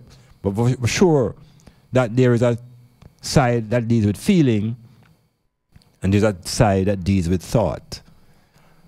And so I begin to know to resurrect and connect and bring those forces together. That I now become the master of thought and the master of feeling. I will still don't identify necessarily at where the I dwell, because the I must dwell somewhere within. But I'm going to ask the question, do you have a mind? Do you have a mind? And where do you keep it? Where is your mind?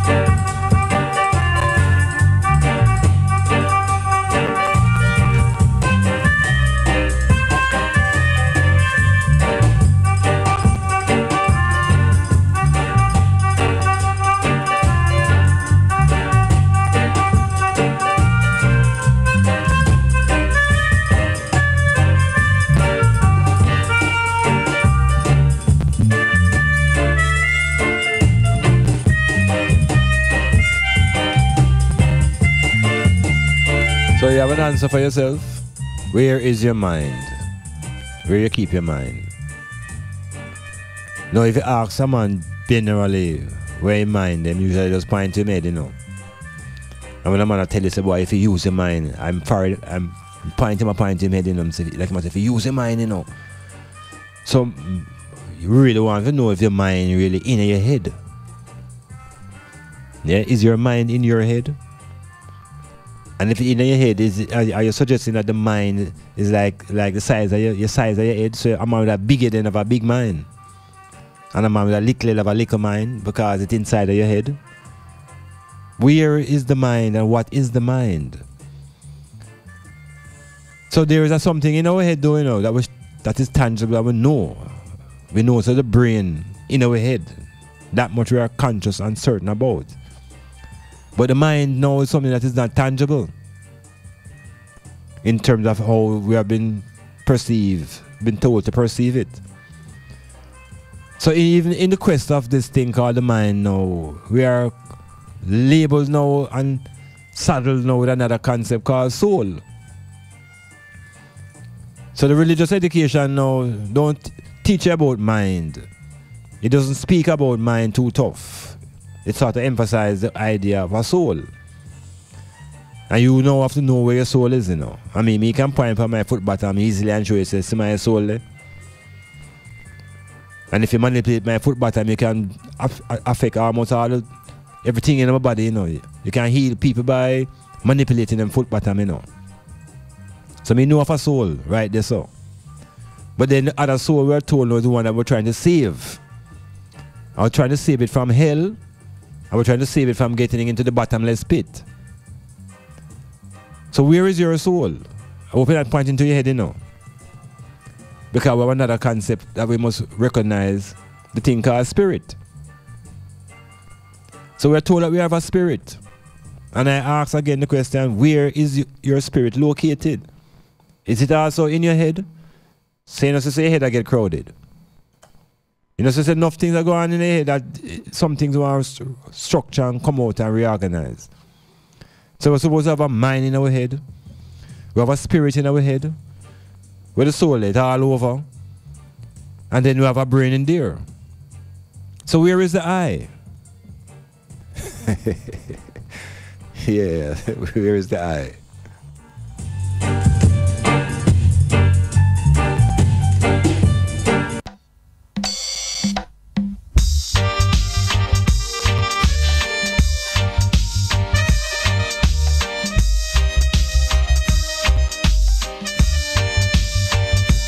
I said to myself, is this really me?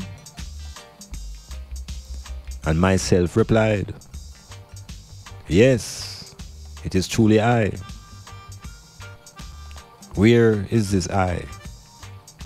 Where is the center of your consciousness? Where is the center of your power? And where is the center of your reality? Yes, is the I we're talking about.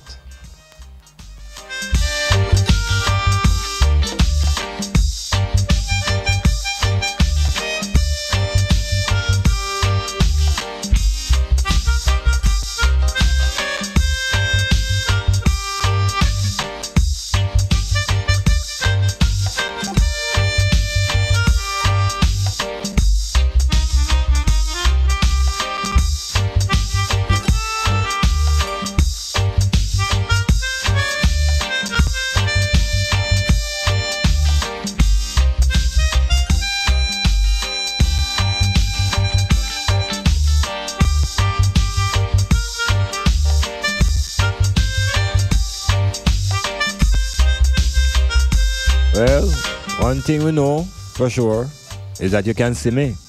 Yeah, man, you can see me. And you can touch me. But you can't see the eye. And you can't touch the eye. So the eye invisible. And the eye intangible. The eye is also intelligent. The eye is immortal. And the eye is also infinite. Serious power, the eye. But we must locate where does the eye rest? Within. Where does the eye rest? Check your brain.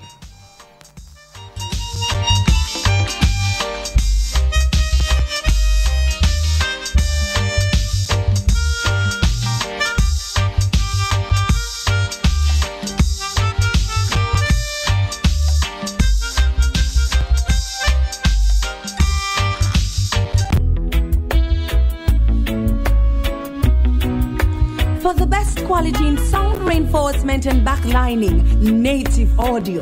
We have professional engineers with over 20 years of experience. So call us and we'll take care of your parties, wedding receptions, barbecues, conferences, and small stage shows. Crystal clear sound, native audio. Our prices are the best. Call us at 871-5212. That's 871-5212. Native audio. We make your events audible. Audible. Audible. Audible.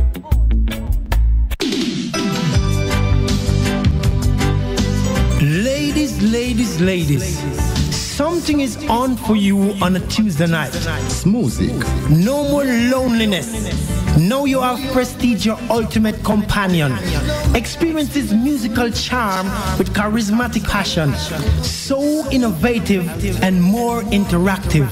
From 9 to 12 midnight. On STYLZ FM. Music with Prestige. Don't miss it. Are you sick of living an average life and tired of just getting by?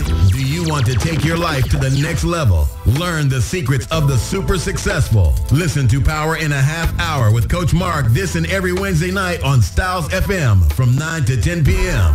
Learn the habits of the super successful and how to make these habits work for you. Learn to turn your dreams and desires into reality. You can win in the game of life. Let Coach Mark show you how. Every Wednesday night on STYLZ FM from 9 to 10 p.m. Do you have or are you seeking a place to rent, seeking employment or have a job vacancy? Are you selling a car or having a garage sale? Then come see us. Let STYLZ do the advertising for you and you'll be on your way in no time. Contact us at 876-286-9216 or 439-5160. Advertising Style. Advertise with STYLZ.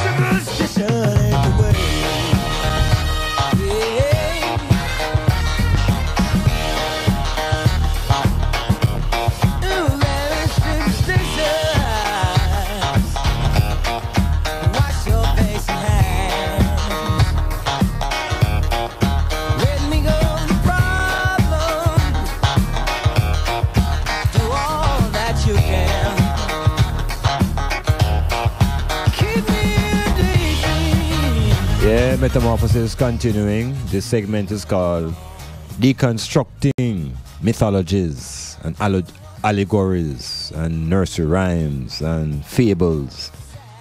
The things that are part of English literature, devices of English that them bombard us with in high school and lower schools. And, you know, from we can read, we start getting these type of stories. Two of the types of stories that we get are called allegories. Another one is styled as a metaphor. And these stories tend to, number one, demonstrate a message, tend to want to have a message within it. But oftentimes these stories are not literally true or real, but they make the point. So sometimes we get confused now with the message, confusing the message with the actual graphics of the story, and we think that the stories are real. Now, one of the things that keep us very distant from ourselves as African people is the fear that we have been living with, and this fear is about the fear of losing your soul. And the loss of this soul now is what many black people are deeply unconsciously afraid of. And in that fear, they are driven to conduct themselves in a behavior that will supposed to be prevent them from losing that soul.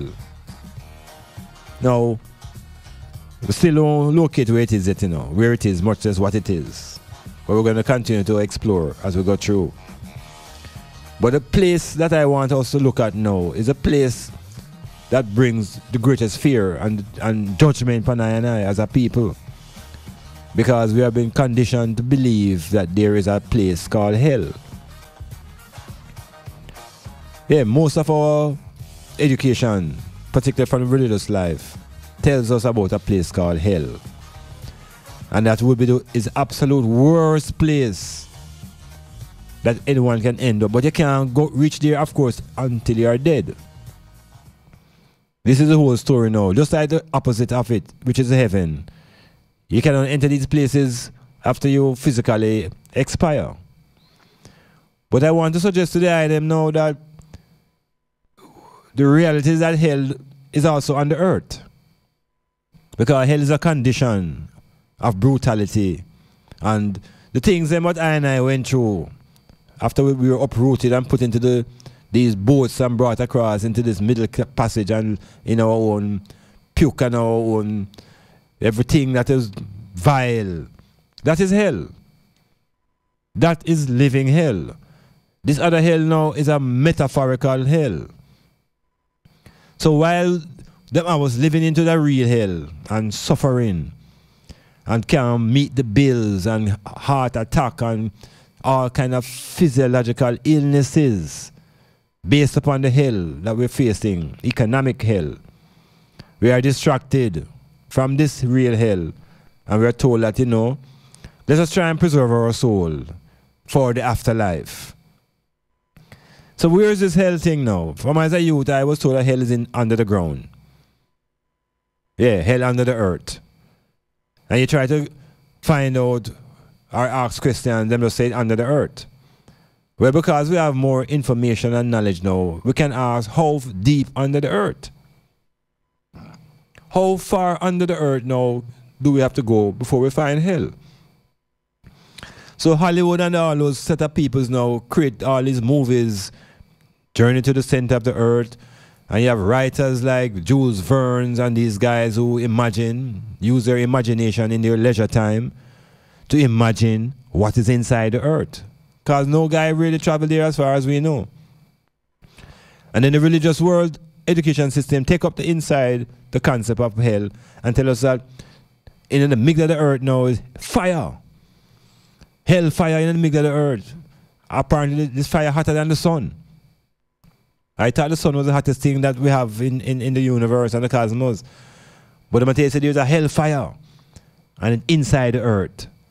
Well, you see at this stage now in 2017, when people have access to information and research, a lot of research has been going on to try to find out really what is going on inside the core of the planet. And if you really open your intellect to ideas about the inside of the earth, it might be shocking to many to realize that there is no hot core in the very center.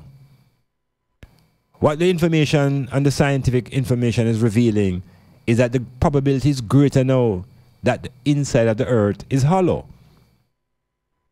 Yeah, hollow. And we have to look at the size of the earth now and the diameter, the distance across the earth from one side to the other while traveling inside. And there's thousands of miles of journey to get to the next side. Because the oceans and the crust and the mantle just go down for a few miles. So the information is being exposed that there is a core, a hollowness possibly on the inside of the planet. It can also be extended that we can think about these things as connected to other planets too. That other planets could also be hollow. We have realized that the idea of all the planets having a devil inside is not practical. These ideas only relate to the planet Earth. and through the religion and people who want to bring certain people under submission. So if we begin to really visualize an earth that is hollow, then there will be no place for any devil to live. And hell will disappear. And once hell disappears, now, the heaven and the Jesus going to get a beating. Because without one, there is no value in the other. So there are reports, scientific reports, of openings at the poles, openings that lead to the inside of the earth. And a lot of scientific research have been taking place at both poles by both the United States and the Russians. They have camped at Antarctica and they are researching at the Arctic level. So because the early programming tell us about hellfire and the devil inside the earth, if you begin to really think it out and look around the planets that we live and look into the cosmos and realize that much of these planetary bodies could have hollow insides and with the possibility of life existing on the inside. There's an American admiral named Byrd, B-Y-R-D. And you can go to the YouTube and check out the sites that speak about the inner earth theory. That these men have flown aeroplanes to the inside. And there's a possibility that a lot of these objects that is called unidentified flying objects actually enter the inside of the earth. The Mayas, they said, disappear. To where? So we have to find the knowledge that will remove the superstition and the fears. And one of the greatest fears is the fear of hell. And the fact that if you fear hell, then you need a savior. And you need salvation. And so they connect the both ideas. And so enough black people spend time trying to save them soul. And in trying to save them soul, they have to avoid hell. And to avoid hell, they have to hold on to Jesus. It's tricky.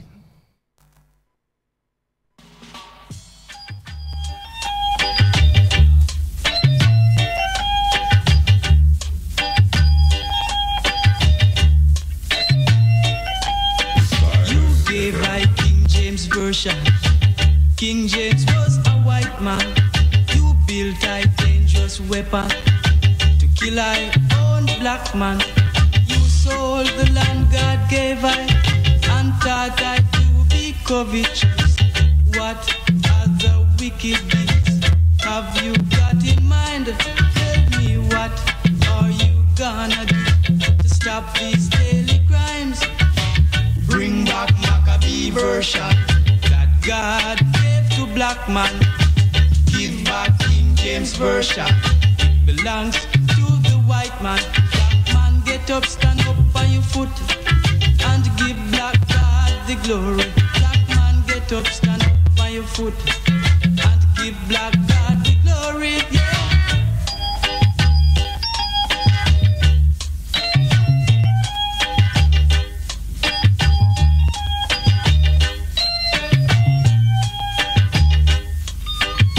And you know the funny thing about when they tell us about hell, and they talk about the garden of hell, is like a black man, let's see with a fork, Yeah, man, the devil always described as like a black element.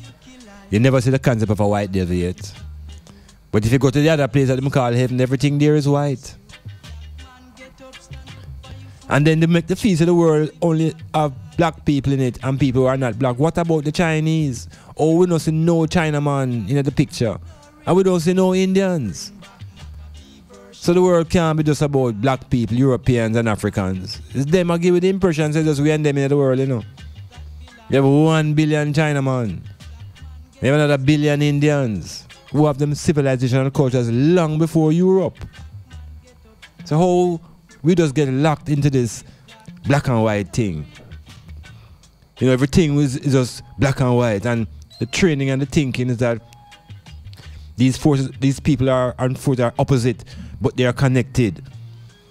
In the real terms, in in real terms, black people, like the green plants, can survive on their own.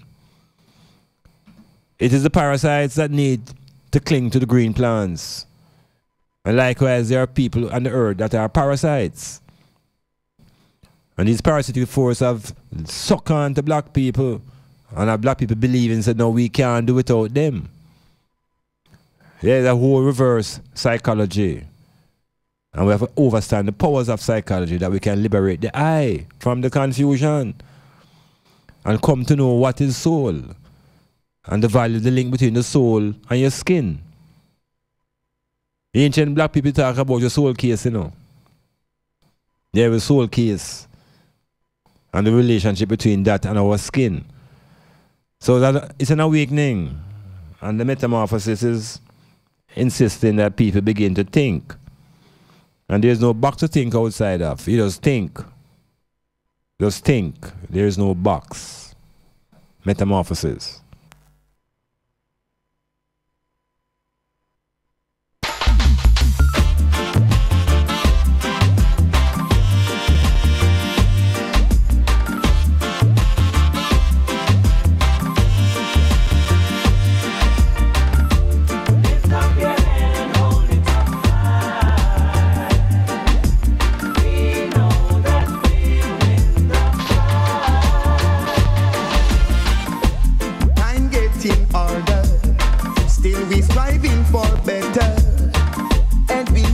Stop till the battle is won and we get justice. Cause if you lose your stand, anyone will try to push you over, over and over. Lift up your head and hold it up high. We know that we'll win the prize. Lift up your head.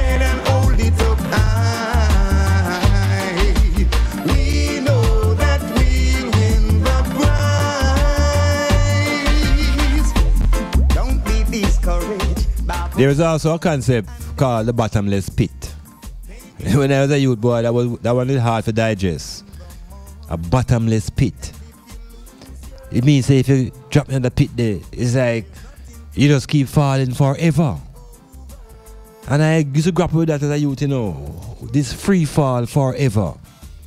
This non-stop falling. Just keep falling. And then it just dawned on me, say, after a while, you know, I'm not going to say falling, you know, you're going to feel like you're in one spot. Yeah, and so me cannot get out of the bottomless pit, you know. Realize it's a conceptual idea. And it's driven by fear. So if I just keep falling and I'm going to be falling forever. Then after a certain level, I'm not falling. I'm in one spot. And so me step out of the bottomless pit, you know. Because these are ideas. These ideas tie up your imagination. Because the imagination is one of the powers that manifests out of the I. That is what is captured now when you really become a slave, you know. When I want to capture your imagination, the I really turn a slave. So you can be physically bounded, of course. But when you begin to become bounded psychologically, particularly in your imagination, then all your creativity now gets shut down. Because the work, the factory that you generate ideas and thoughts and new things is really in the imagination. So if your imagination is captured, you're done.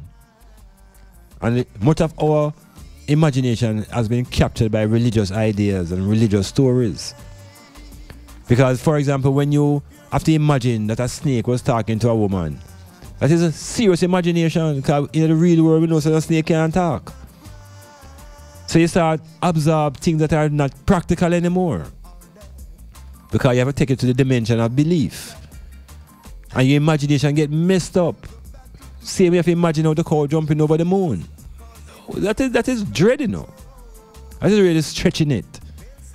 And so after a while, your imagination don't serve no purpose. Constructively. Because remember, you're just committed now to work and labor. But we have to liberate the intelligence. We have to liberate the I. We have to liberate the dimension of our thinking. And ultimately, we will come to recognize just what is the mind And how is it that we can actually liberate this force? But we have to know where it is.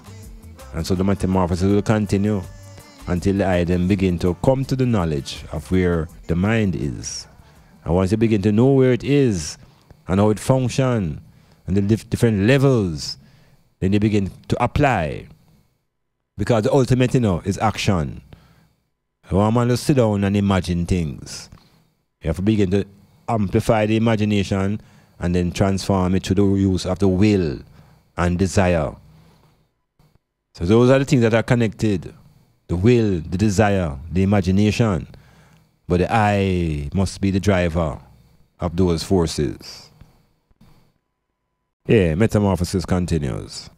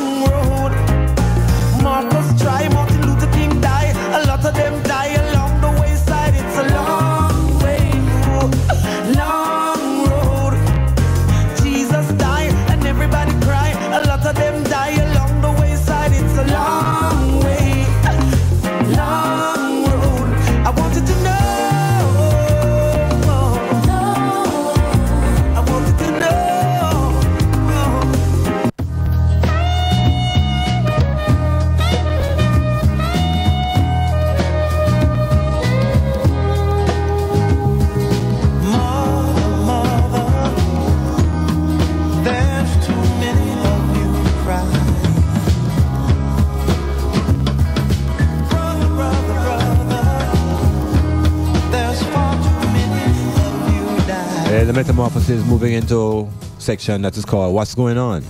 What's happening? What is happening in the world today?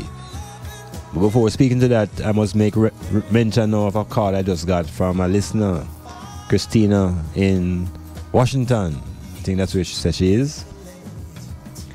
And I wanted to just make some recommendations as to some of the things that we could actually invest in. And what is it that we can begin to learn to manufacture? Because part of the big problem among the black population is that we have become expert at consuming. And even though we're making money, the money is being passed on to those who produce the goods and the services. So we have to begin to transform our thinking now from just being producers, just being consumers of goods now, to being manufacturers. And this is where investment comes in. What is it that we could use our money to invest in? So one of the recommendations I will make right away is that, first of all, we have to do a little analysis as to what are the type of industries that exist. And the primary industry are the first. You have really 3 levels of industry: primary, secondary, and tertiary. Tertiary level industries includes things like the banking and education and services. Generally, you're providing services, education, entertainment, etc. The primary level now is a level where you produce raw materials. So the agricultural people, the farmers, and at a certain level, those who are involved in the minerals and that type of thing, primary products. Investment now for I to bring our liberation now must come when we begin to focus on secondary industries. These are the industries now that involve manufacturing. And rather than just speak about manufacturing in an abstract now, we have to begin to link what is our strength, which is agriculture, with what we need to be invested in, which is manufacturing. So there's a term called agro-industry. And the crop that I always speak about that black people should invest in right across the globe, all the African, Caribbean, and Pacific states, should invest research, money, and time into the plant called the hemp. Yeah, I'm not talking about ganja plant for any medicine. I'm not really into that, because that doesn't generate the resources that can break the back of unemployment amongst black people.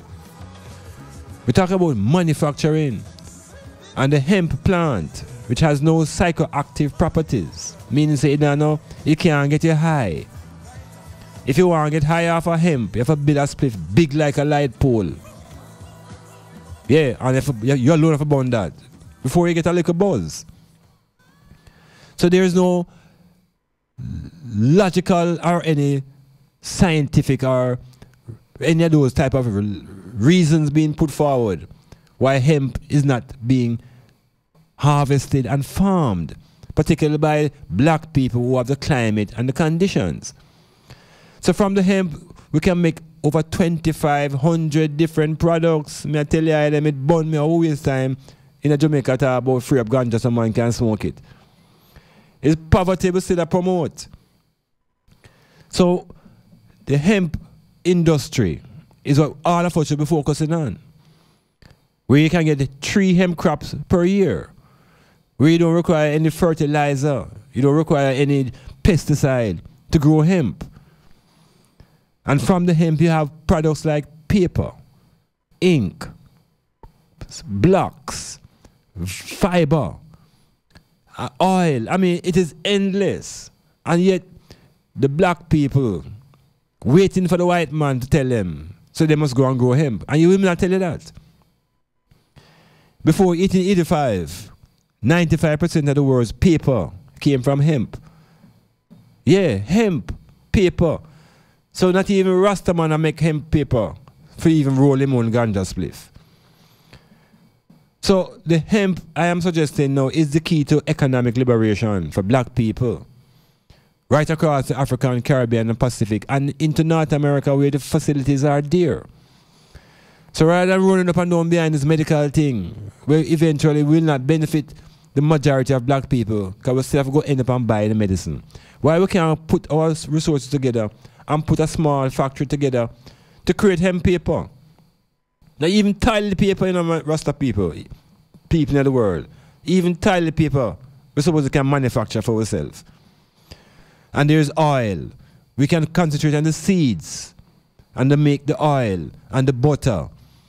The industry is vast, but because we are not thinking as manufacturers, all the money we pass through and end up being used as consumers. So Christine, may I say to the eye that if we begin to do a little search and research into hemp and how we can start make some cloth from hemp. Can you imagine a place like Jamaica now where we start use hemp cloth to make school uniform? You know what kind of resources that would have generate? How much money we could have make just on the island alone? So the potential is there. It is a consciousness that is lacking. And we're not thinking as a nation of people. But once we begin to think nationally and black nationality, black nationalism, we begin to recognize that we can't spend all our time simply pursuing jobs. You can create hemp industries whether in a town or in a country. You could take youth from the what we call inner cities and apply themselves with them can see the result after 3 months. So we need our entrepreneurs.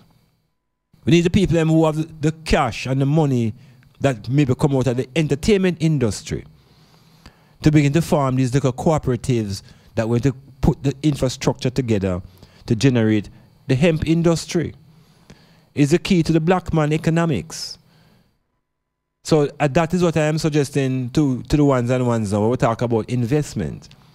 So we need groups of people to come together, sit down and work out whether you're going to work to industrialize the seeds or you're going to deal with the stock. Whether you're into cloth or whether you're into paper. Whether you're into oils or whether you're into blocks. We don't even have to use cement block anymore, you know. We can build a hemp block, hempcrete, them call it. 2,500 separate products can be made from hemp. and we're spending our time chasing behind the ganja because of its medicinal properties. And who's going to control the laboratories? Ultimately, who's going to have to buy those expensive medicines?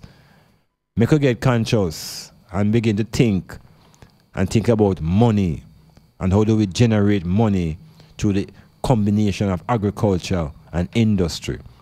In a place like Jamaica, the manufacturing class, usually the Jews and the Arabs and the Indians. Black people are told that they must either remain farmers or become educated at the tertiary level and provide service by working in the service industries, in the hotels and in the schools and in the banks. But those are people who become employees. And when they are fired or reach the age of retirement, they have no pension because we see what's going on in the system. Metamorphosis. For complete auto repairs and services, come to Akon Auto Technology, located at 33 Bumble Crescent, Port Antonio, Jamaica.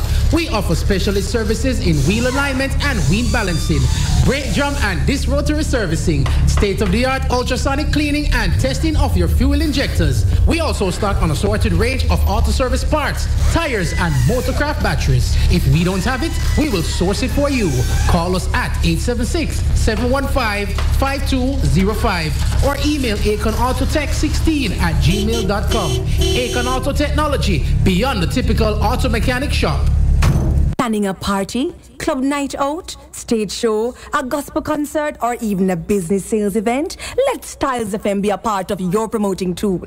Take advantage of our low-priced promotion packages with commercials, interviews, giveaways, reviews, and much more. We have special offers when you mix and match and bundle your options. Contact us at 876-286-9216 or 439-5160. STYLZ FM for the most effective way to exploit your marketing dollar. Take us to work. Take us on the go. Take us wherever you go. STYLZ FM. Take STYLZ FM with you on the go. The number for USA 213-992-4360. That's 213-992-4360. And for the United Kingdom, 033-0010-3322. That's 033-0010-3322. STYLZ FM. Boundbrook Hilltop Guest House, conveniently located at 15 Boundbrook Crescent, Port Antonio. For a large space of single and double rooms at reasonable rate, Wi-Fi, cable TV, breakfast to order, 24-hour security, CC cameras, parking, snack bar and lounge. Beautiful scenery of the Caribbean Sea. We're willing to assist with additional accommodation, such as fridge in your room, coffee machine, and so much more.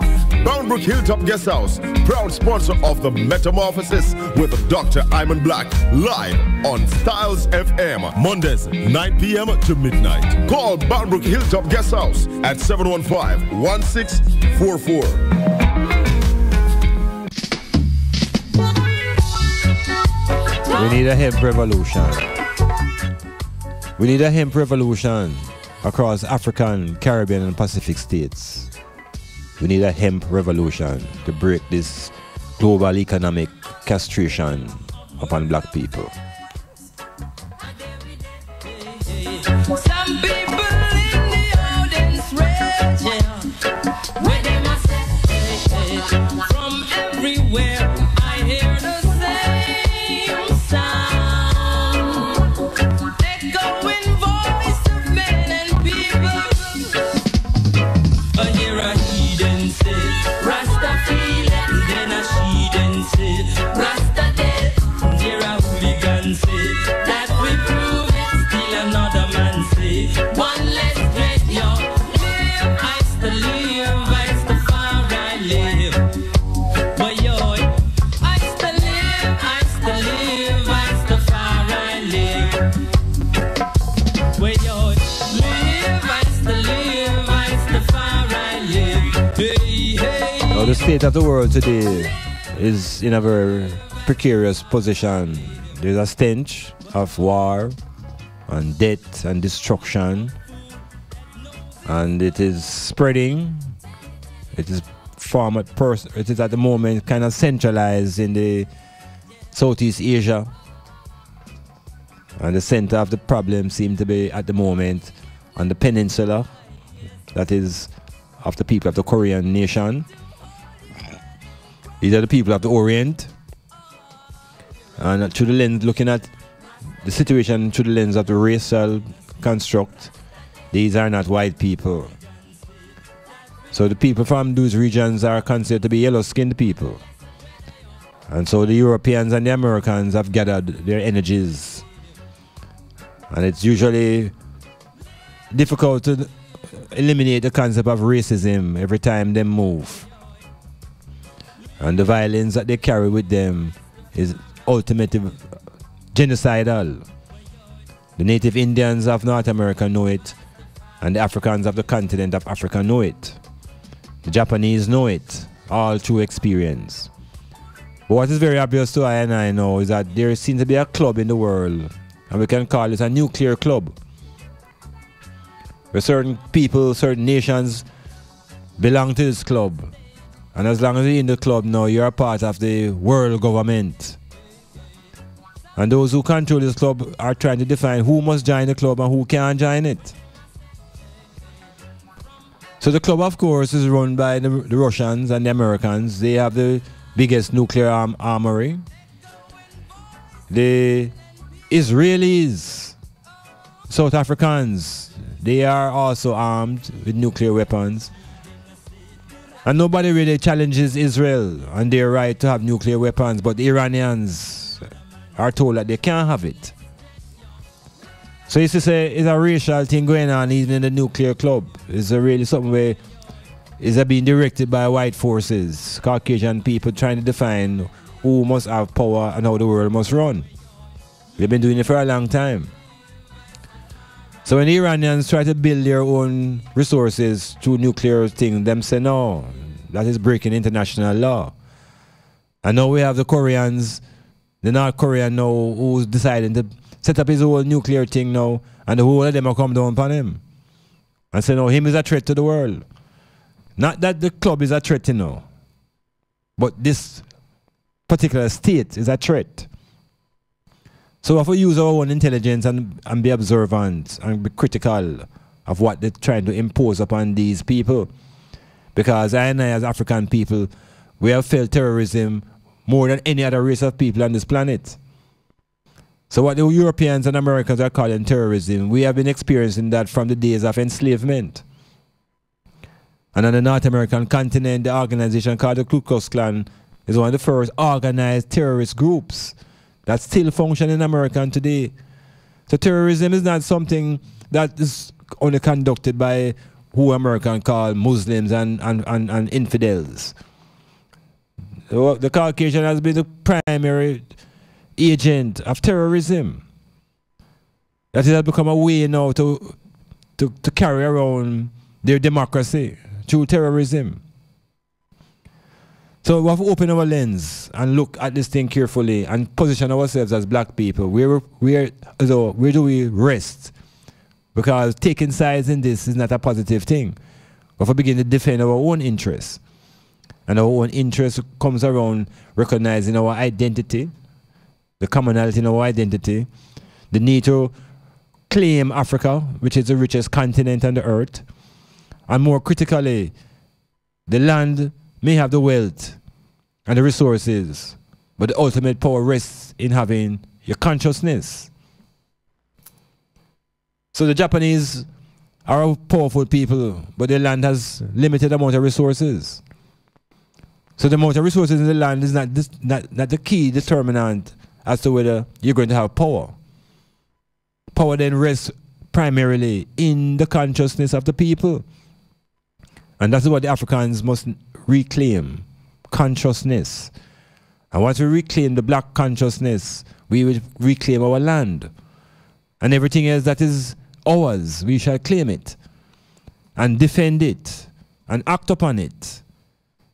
So we'll watch the world and we'll watch how them going to deal with Kim Jong-un and how they want to deal with Iran. But at the same time, Israel can sit on Iran's border with their nuclear weapons and it's quite okay. And then the people talk about justice. But justice for whom? thing not fair, in a balance. And ultimately you realize that you only get justice when you have power. And the people who are powerless will very unlikely that they will really experience justice. So we have to what? Get power. Psychological, intellectual, financial, military, as Gabi said us. We have to get power in all its various forms. But at this moment, where we are as a people, we need to get the power that is generated out of our consciousness.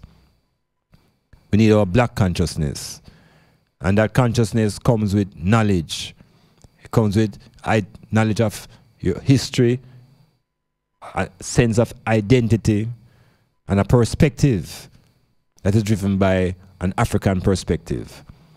So all of these things we have to do for ourselves because we're on our own. And if you look around the world, each nation is taking responsibility for themselves. So the African nation, which is the people, wherever we are, must begin to take responsibility for I and I self.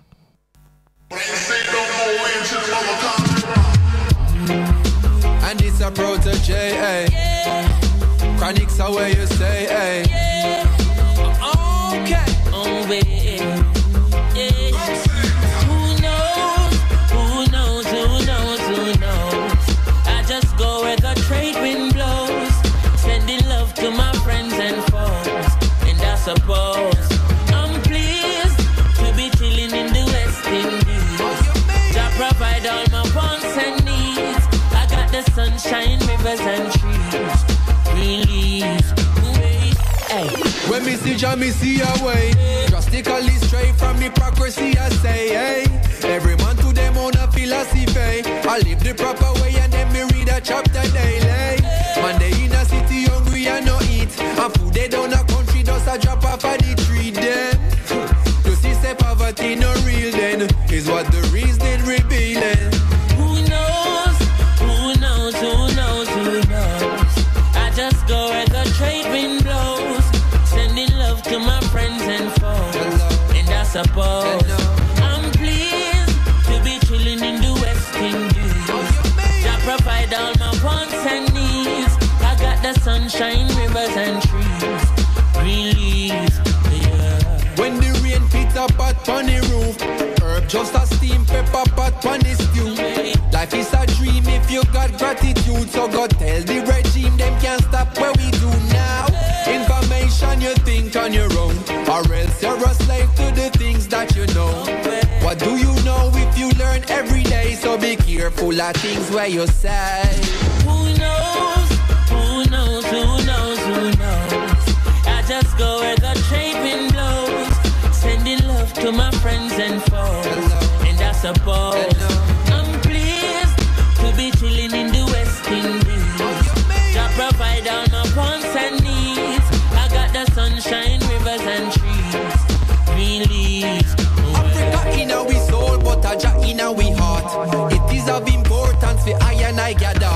If we cannot show now a balance that we are, how do we propose then to carry it abroad? Cannot go to Ethiopia and you not have a plan. The building of a nation and a helper on. Every one a lover, one a man is just a man. It shall be a coronation when we land.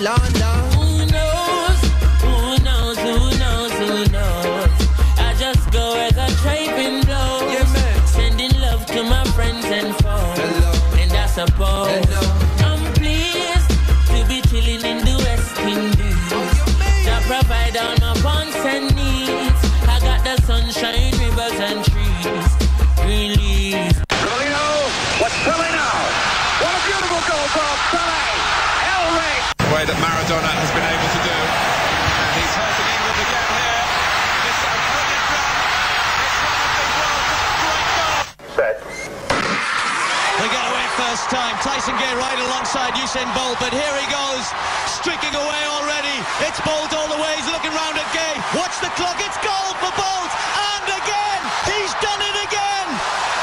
A new world record for Usain Bolt. They say lightning doesn't strike twice. The world belongs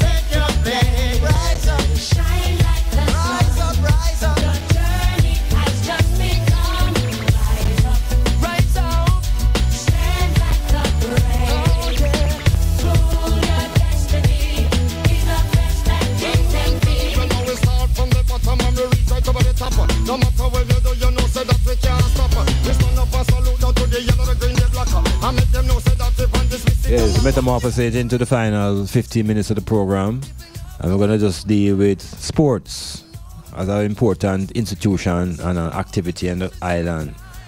And right now there's a silent mourning taking place, and this all revolves around our football. But before I get to that specifically, the football is a very troubled commodity in Jamaica. We have a lot of people who are in roles of situations, positions of governance rather.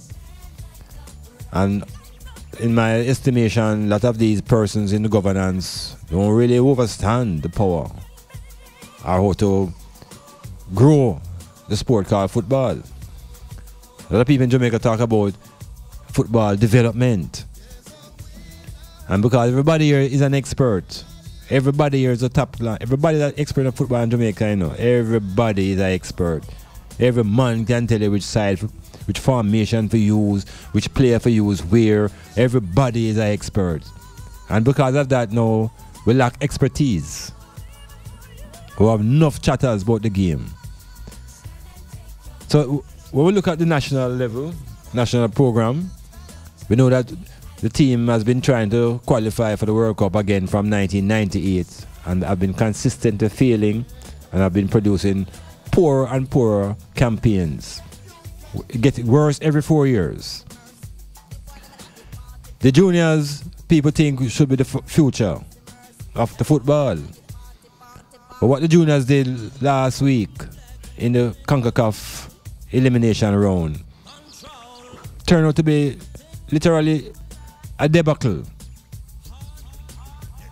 Because the under-17 team locked into a tournament in Panama in a 4-team group involved. I started last week to talk about it. I just didn't want to come down too crucial before the match was played, as much as I intuitively knew what the result would have been. The first game, the team played against the United States. The same United States team that come here and beat Jamaica twice in practice games, 3-0 and 4-0. In the real tournament, them dropped 5. Which means there was absolutely no upgrading of the football program and the team between those two set of games with the United States. So in other words, they came to Jamaica, played 2 friendly match, dropped 2 times, 4-love and 3-love. And next time when the tournament was real, them give a 5-love. So right away, as a coach looking on, who understand the importance of building a team from the back out, I had my concerns. But you know, just be an observer and not integral in the program. And in Jamaica, if you talk anything, a man tell you say you know too much and you think say this and you think say that, you just kind of watch. So the tournament starts and we get a 5-0 from the US.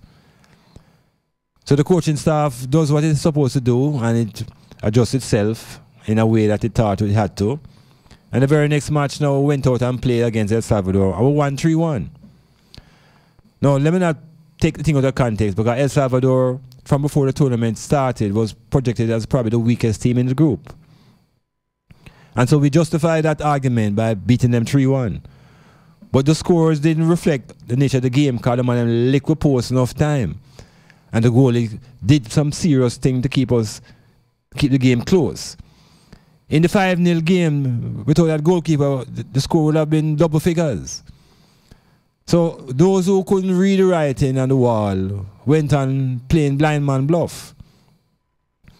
And in the third game now, which is a crucial game against Mexico, I am saying, you know, this is where you saw what I call naivety and a little tinge of arrogance from the coaching staff. Because when you line up a team against Mexico at any level, and you have 6 players committed to the front of the team, you're going to get 10 love.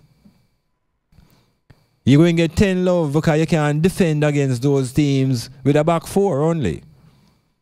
These are not high school teams and these are not Caribbean teams. These are international teams. And international football requires a different level of sophistication to organize. And you begin by defending first. That's the first principle in our professional sports. You must have proper defense. So the naivety and the arrogance come out. And thinking that we can play Mexico toe-to-toe is insane. Totally insane. So the demolition took place. And we take 5 from Mexico. And when you look at the end of the tournament now, the 3 games, the Jamaican team conceded nearly 12 goals, take 11 goals, and score 4. So you can see that there's no way anything out there they call a team. Because a team at the international level, the first thing them have to can do is defend. And you're going to play against a team that is a powerhouse and traditional powerhouse. You can't put no 3 men in the forward line. That is absurd. Totally absurd. So we pay the price for lacking in sophistication of coaching. And the coaching in Jamaica now has always been an issue because coaching has developed in a sort of ad hoc way in Jamaica. The coaching history, we take it back to the 60s, where we introduce overseas coaches. Because the philosophy and idea in Jamaica is that, you know, if a coach footballer can man-born baller, some look at what we call idiot attack. Yeah, man-born baller and man-born this and man-born that, and them don't need a coach. And because we were following the Brazilian model, the Brazilians were never known for producing any type of real world-class coach. They always had world-class players. So the Brazilian philosophy wasn't driven by coaching the way the philosophy was driven in places like Europe and the Far East Asia, where coaching became a central part of the development of a player. We followed the Brazilian model and declared that coaching is not important because man a baller. And so from the 60s, we have never really invested in the development of coaches. We always depend on coaches to come from abroad. And so we have a long history of coaches from George Penna to Otto Calder to Casagrande, Mark from Swallowfield, Mendel, and then we draw for Simowes one time, and Pereira, and a whole history of Brazilian coaches draw for Johnny everybody we draw for. Until we couldn't draw for nobody else anymore. We end up using up who we have here. And who we use now are not coaches who were trained to be coaches. Oftentimes it's men who were good players and then they suddenly stop play ball for age or another reason, and they put them in a jersey and a coach. And the coach now in the real world of football is a philosopher, is a psychologist, is a counselor, is a man who's trained in the knowledge of anatomy and so the preparation that goes into a coach, Jamaica never think it's important. And up to today now we're still having a side effect, a negative effect of not having proper coaches in the island. And the league that our coaches have to show that they are the best is schoolboys. And schoolboys is not man. So the coaches, some coaches are brilliant at schoolboys, but them can't talk, them can't deal with man. Because man ball different from schoolboy ball. The schoolboys are already in a sort of environment that enforces a type of discipline because it's a school with a principal, etc. Clubs are a different structure in Jamaica. And the club structure now run loose because oftentimes the clubs are influenced by the communities. And the communities end up influencing who the coach must use and who the coach mustn't use. And then we have some little men and people, men what we call in managers, whose only connection to the game is because them have money. And when them come in now, them start tell the coach what he must do and who he must play. So we are backward in coaching in Jamaica. We are a backward society. Trinidad far advanced in coaching. And it was the coaching that showed up in the under-17 tournament, the naivety and the fact that it was a little boy coaching staff versus a big man coaching staff. And we have to recognize that in order for the football to really develop more than just being promoted, there must be a heavy investment in sending coaches outside of the country to go live in other places where coaching is a life of the people. So our coaches will be going to live in Holland for 6 months, or live in Spain for 6 months, live in Germany for 6 months, and develop the culture of coaching. Because without that, it's just passing on formation. Metamorphosis.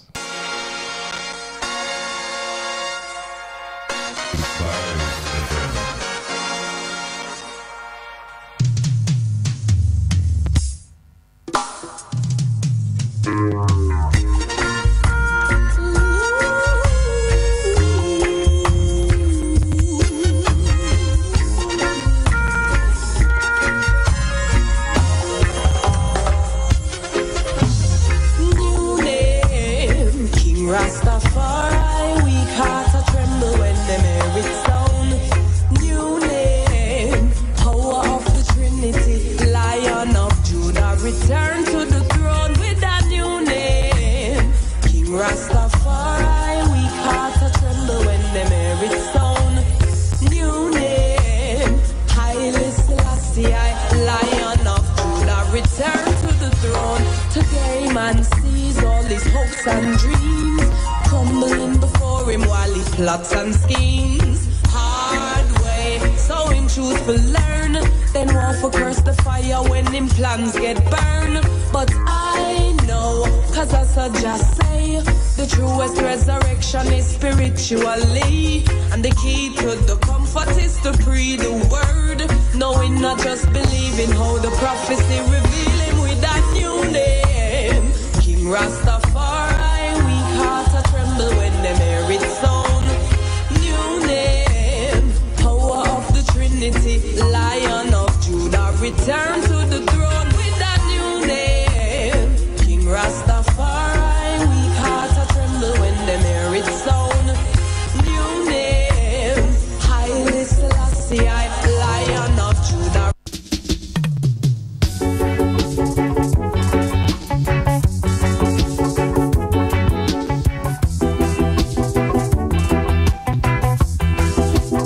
Metamorphosis is on his way out.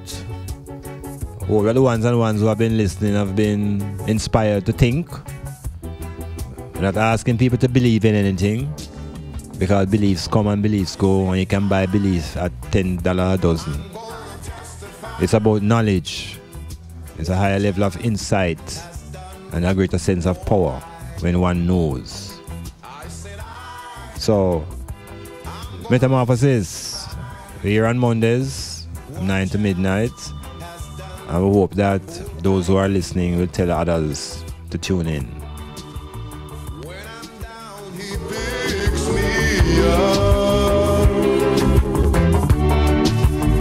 When I'm empty, he fills my cup.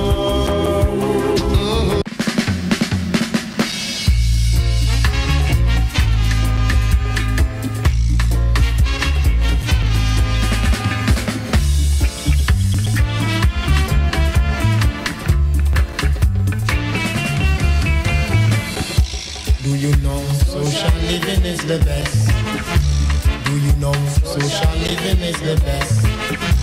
Do you know social living is the best? Do you know social living is the best? Do you know social living is the best? Do you know social living is the best? Takes behavior to get along. So again, hailing up all those who have been listening to the Metamorphosis. Ross Goodamo, hail up to Christine for that little insight and query. Hail up to the people in Port Antonio. Hail all those who are on the band, the 96 band, those who are on the internet. And of course on Friday nights, you're going to hear Real Talk. But if you're curious enough, you can go on my website, www.imanblak, and you'll probably be in a position to download an episode of Metamorphosis. Not a rebroadcast, an episode. So all those in North America and in the South, in the Central, those in Europe and in Africa and Australia, we say give thanks for listening and hope that you're been inspired to think. Well, thinking is a gift and the power that comes out of the Almighty Godhead in the brain. So, Cassidy, Peace unto the eye. And next round, we'll continue the metamorphosis, exploring all the ideas and putting them together that we can liberate ourselves. In other words, we want to transcend from being emancipated and become liberated and become the directors of our own fate. Peace and prosperity unto the eye, unto the eye, unto the eye. Rastafari.